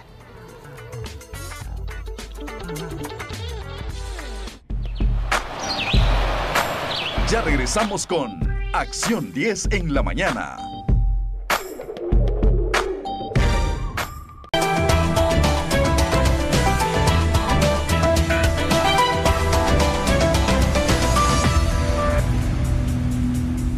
La hepatopatía no alcohólica es una enfermedad hepática en la que los depósitos de grasa en los hepatocitos superan el 5%, sin que exista un consumo etílico que lo justifique. Esta situación puede considerarse como un factor de riesgo para el futuro desarrollo de una cirrosis hepática. Quédate con nosotros en la siguiente entrevista y conoce un poco más de este tema. Daniela Rodríguez Morazán, Acción 10 en la mañana.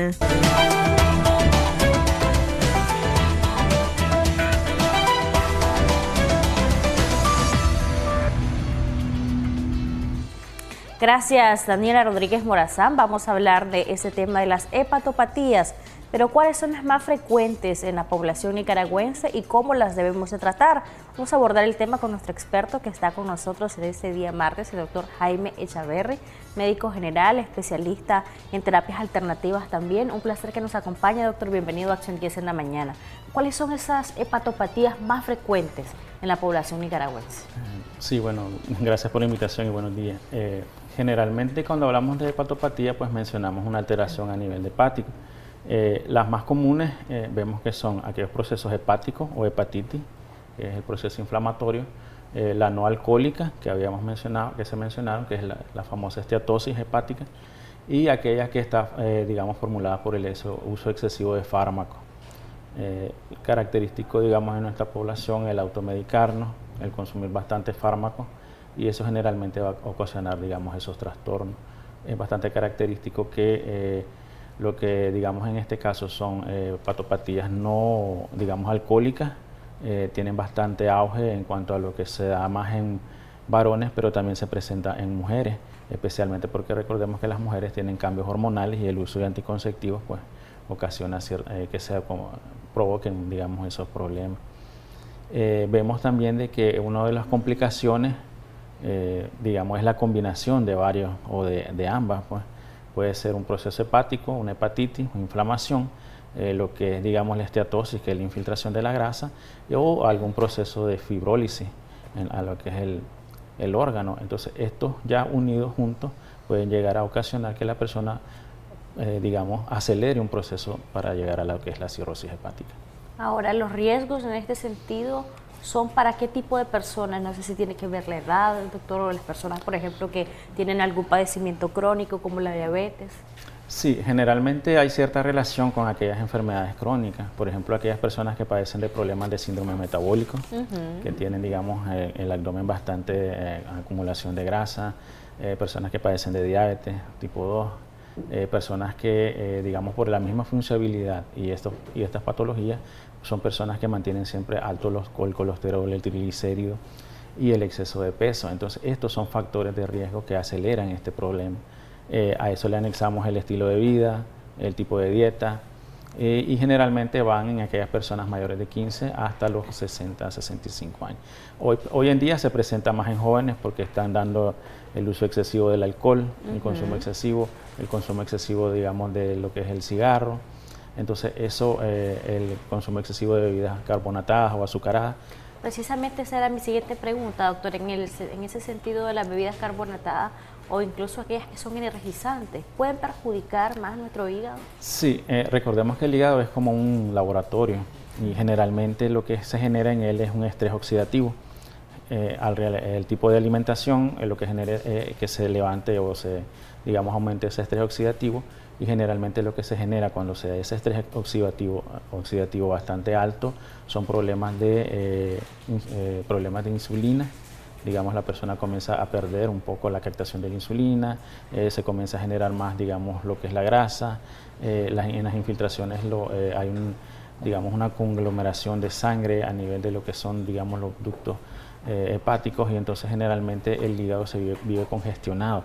El exceso de la grasa hace que él, digamos, trabaje o sobretrabaje y generalmente puede presentar algunos síntomas, pero generalmente es asintomático. En el caso de lo que es la esteatosis hepática, es asintomático, se descubre como un accidente.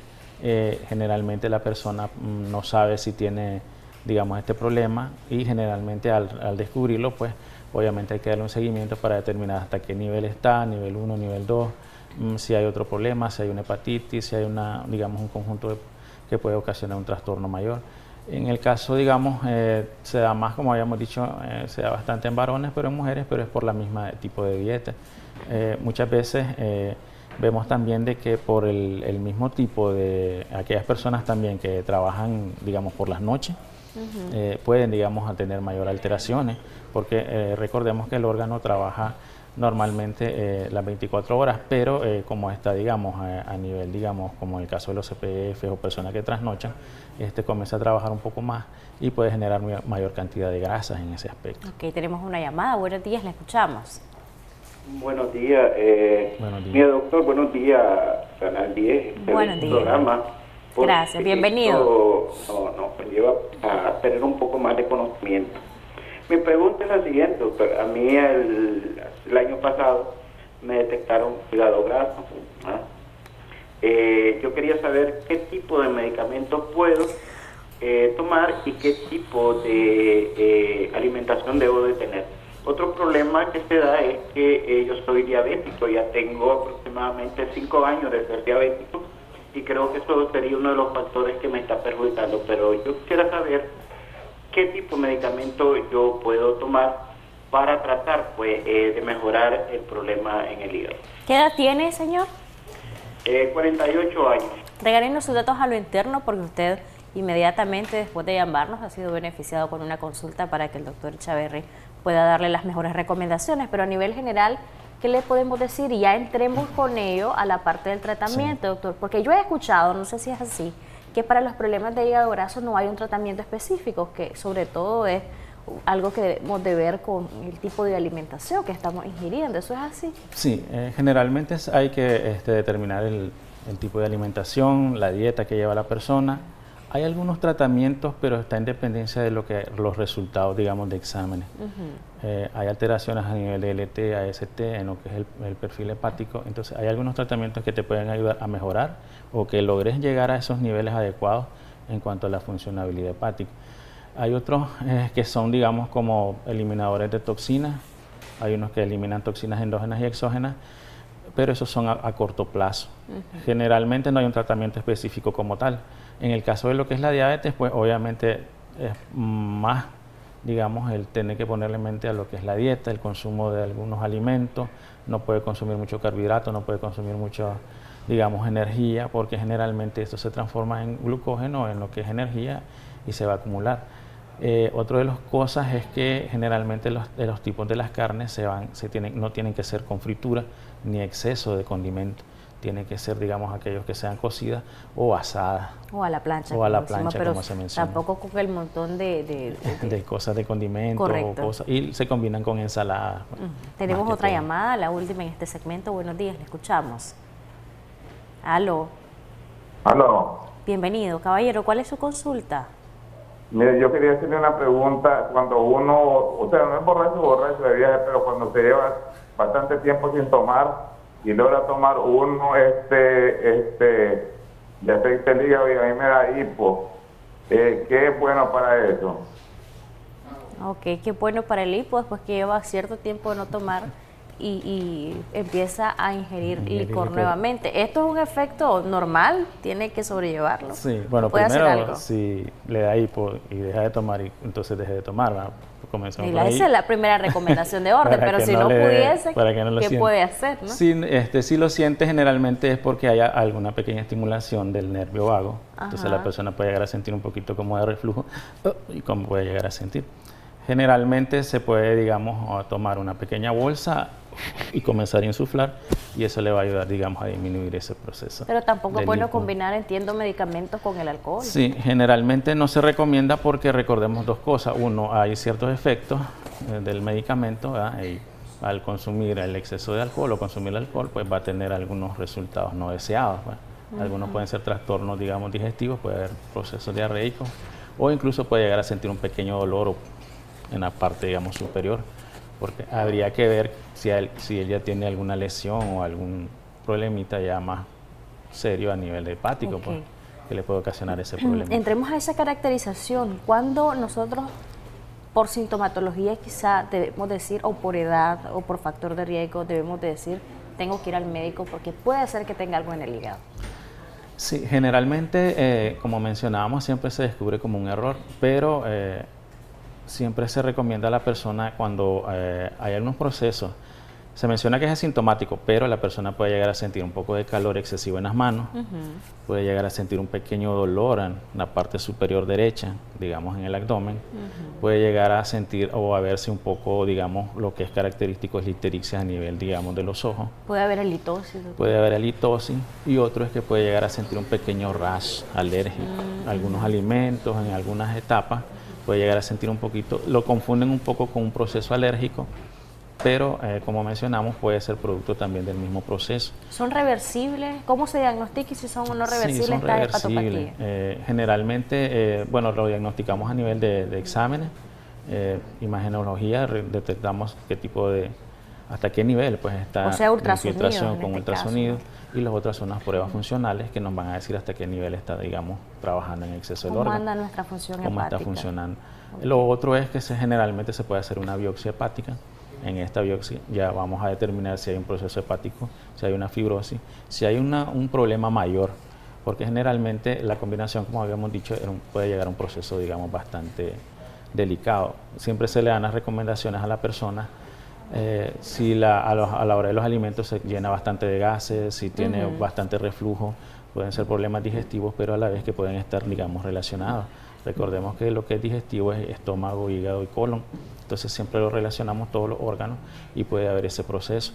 Lo otro es, siempre se recomiendan pues a aquellas personas el consumir el agua adecuada, no comer demasiada grasa por las noches o comer en exceso por las noches, tratar de balancear los alimentos, que sean, digamos, frutas, verduras, ensaladas y como mencionábamos lo que son las carnes, pues que sean asadas a la plancha o que no sean demasiadas frituras. Bueno, muchas gracias, doctor, por habernos acompañado. El doctor Jaime Echaverri. En pantalla están los números de teléfono de la clínica. Los pacientes que ganaron la consulta, con mucho gusto pueden llamar para agendar su cita durante esta semana. Vamos a seguir con más. Odirio Vargas tiene una excelente recomendación para todos.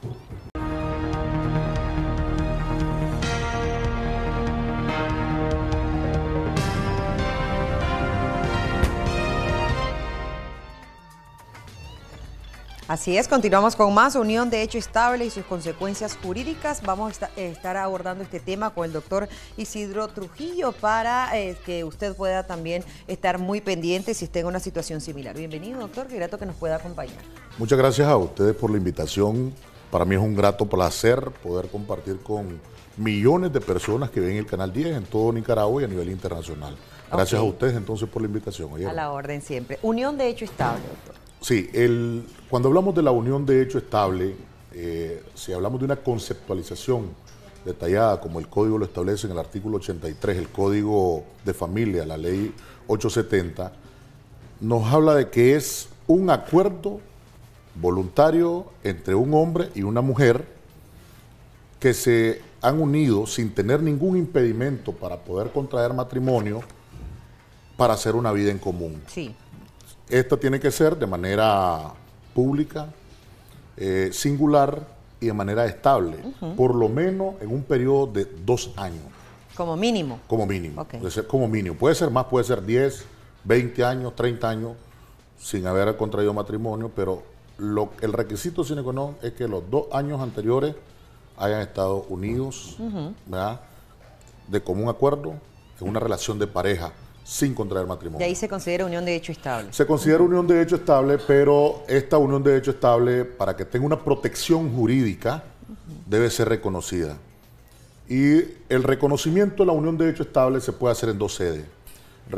Se puede hacer en una sede notarial, ante un notario, valga la redundancia, que tenga ya 10 años de ejercer la profesión, que esté autorizado para celebrar matrimonios, y de forma voluntaria solo van a declarar.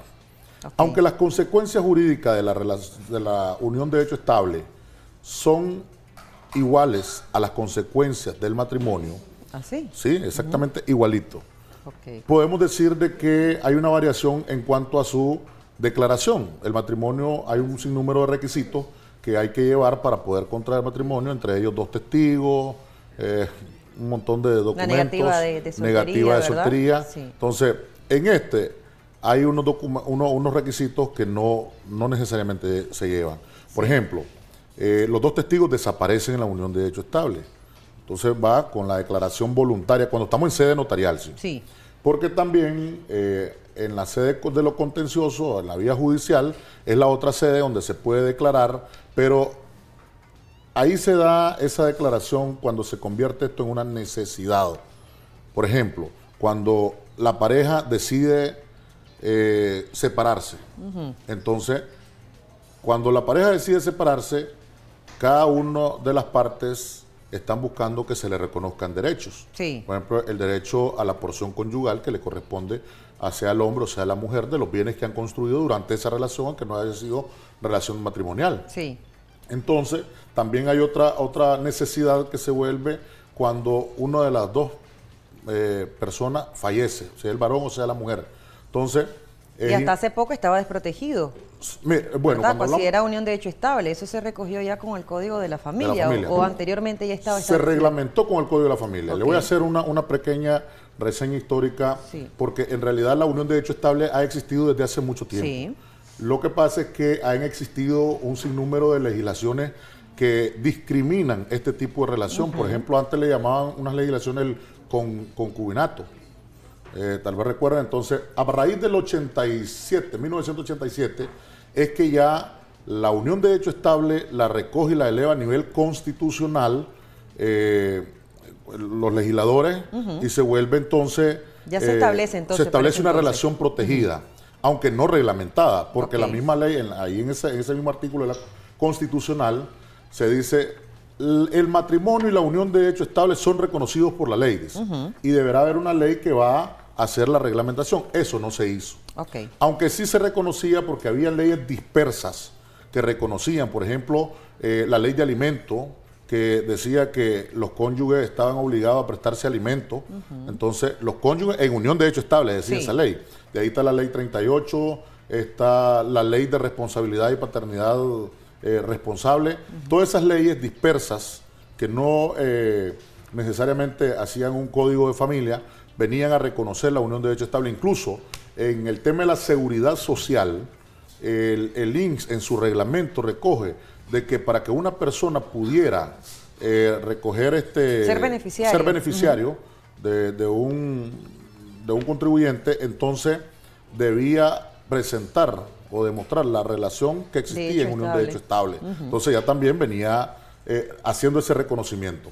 Pero ¿qué pasa con la entrada en vigencia del Código de Familia en el 2015? Viene ahí Este viene a regular tácitamente y establece artículo por artículo cómo... O sea, como que ya se ordena todo. Ya se ordena, cómo se declara, qué consecuencias jurídicas trae y que dice que son las mismas consecuencias del matrimonio, cómo se disuelve también, y viene a regular un sinnúmero de cosas que son importantes para poder tener derecho, porque a veces dice la gente, es que yo no tengo nada porque yo no estoy en matrimonio, todas las cosas son del varón, porque bueno, ya vamos a hablar de eso, si esto viene prácticamente a que las parejas tomen decisiones. No, si casi es lo mismo, los mismos derechos tenemos, mejor nos casemos, tengamos unión de hecho estable. ¿Qué conviene y qué no conviene? Y vamos a hablar de eso después de la siguiente llamada. Adelante, le escuchamos.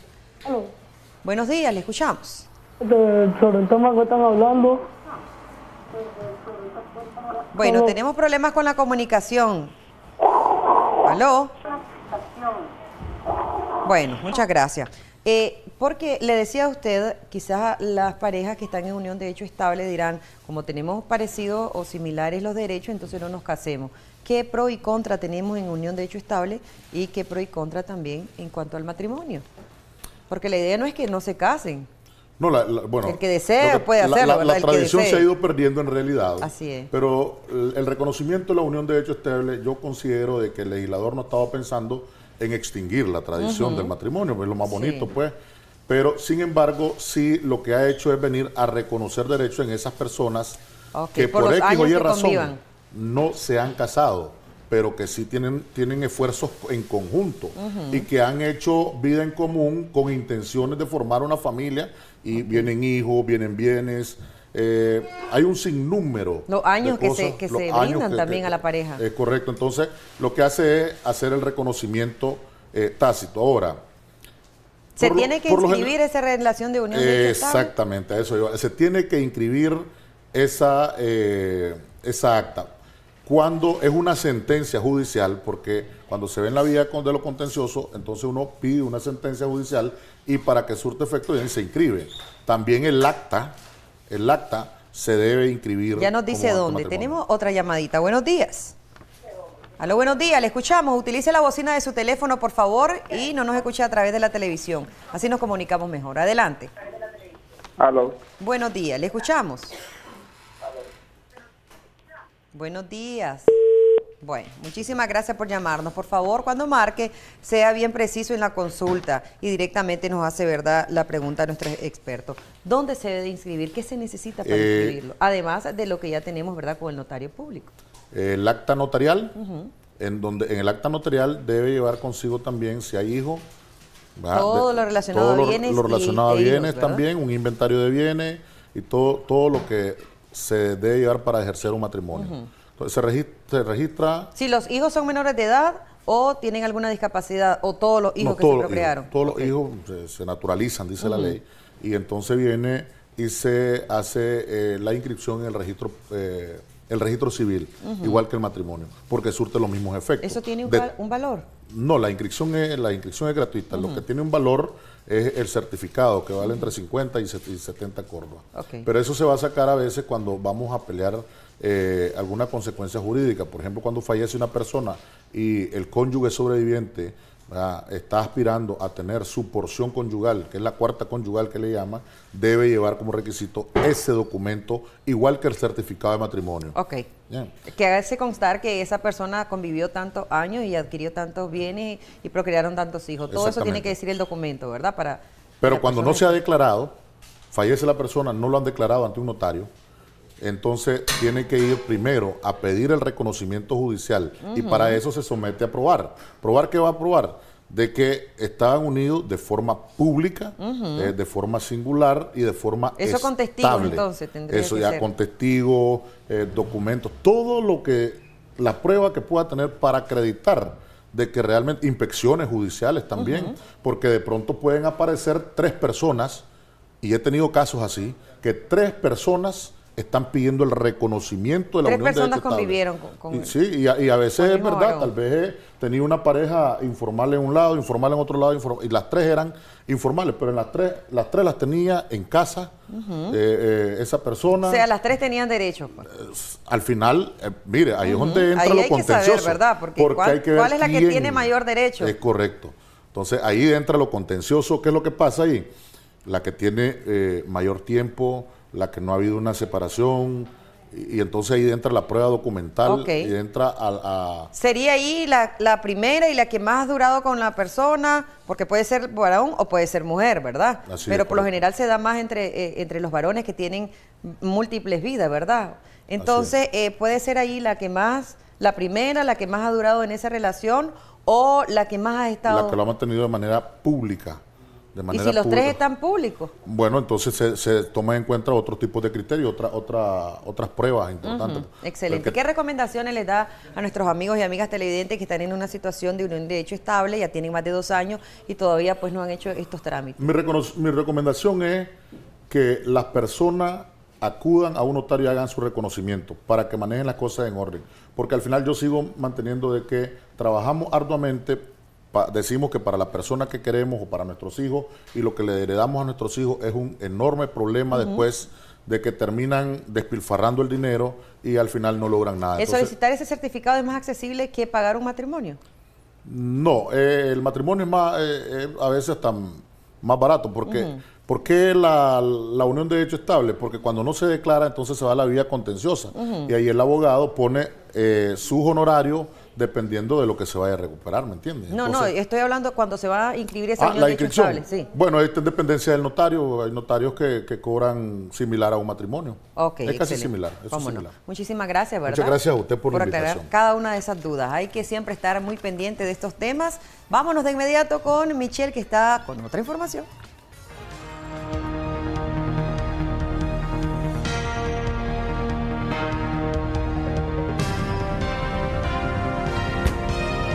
Será hasta el día de mañana que nos volvamos a ver. Bye, bye.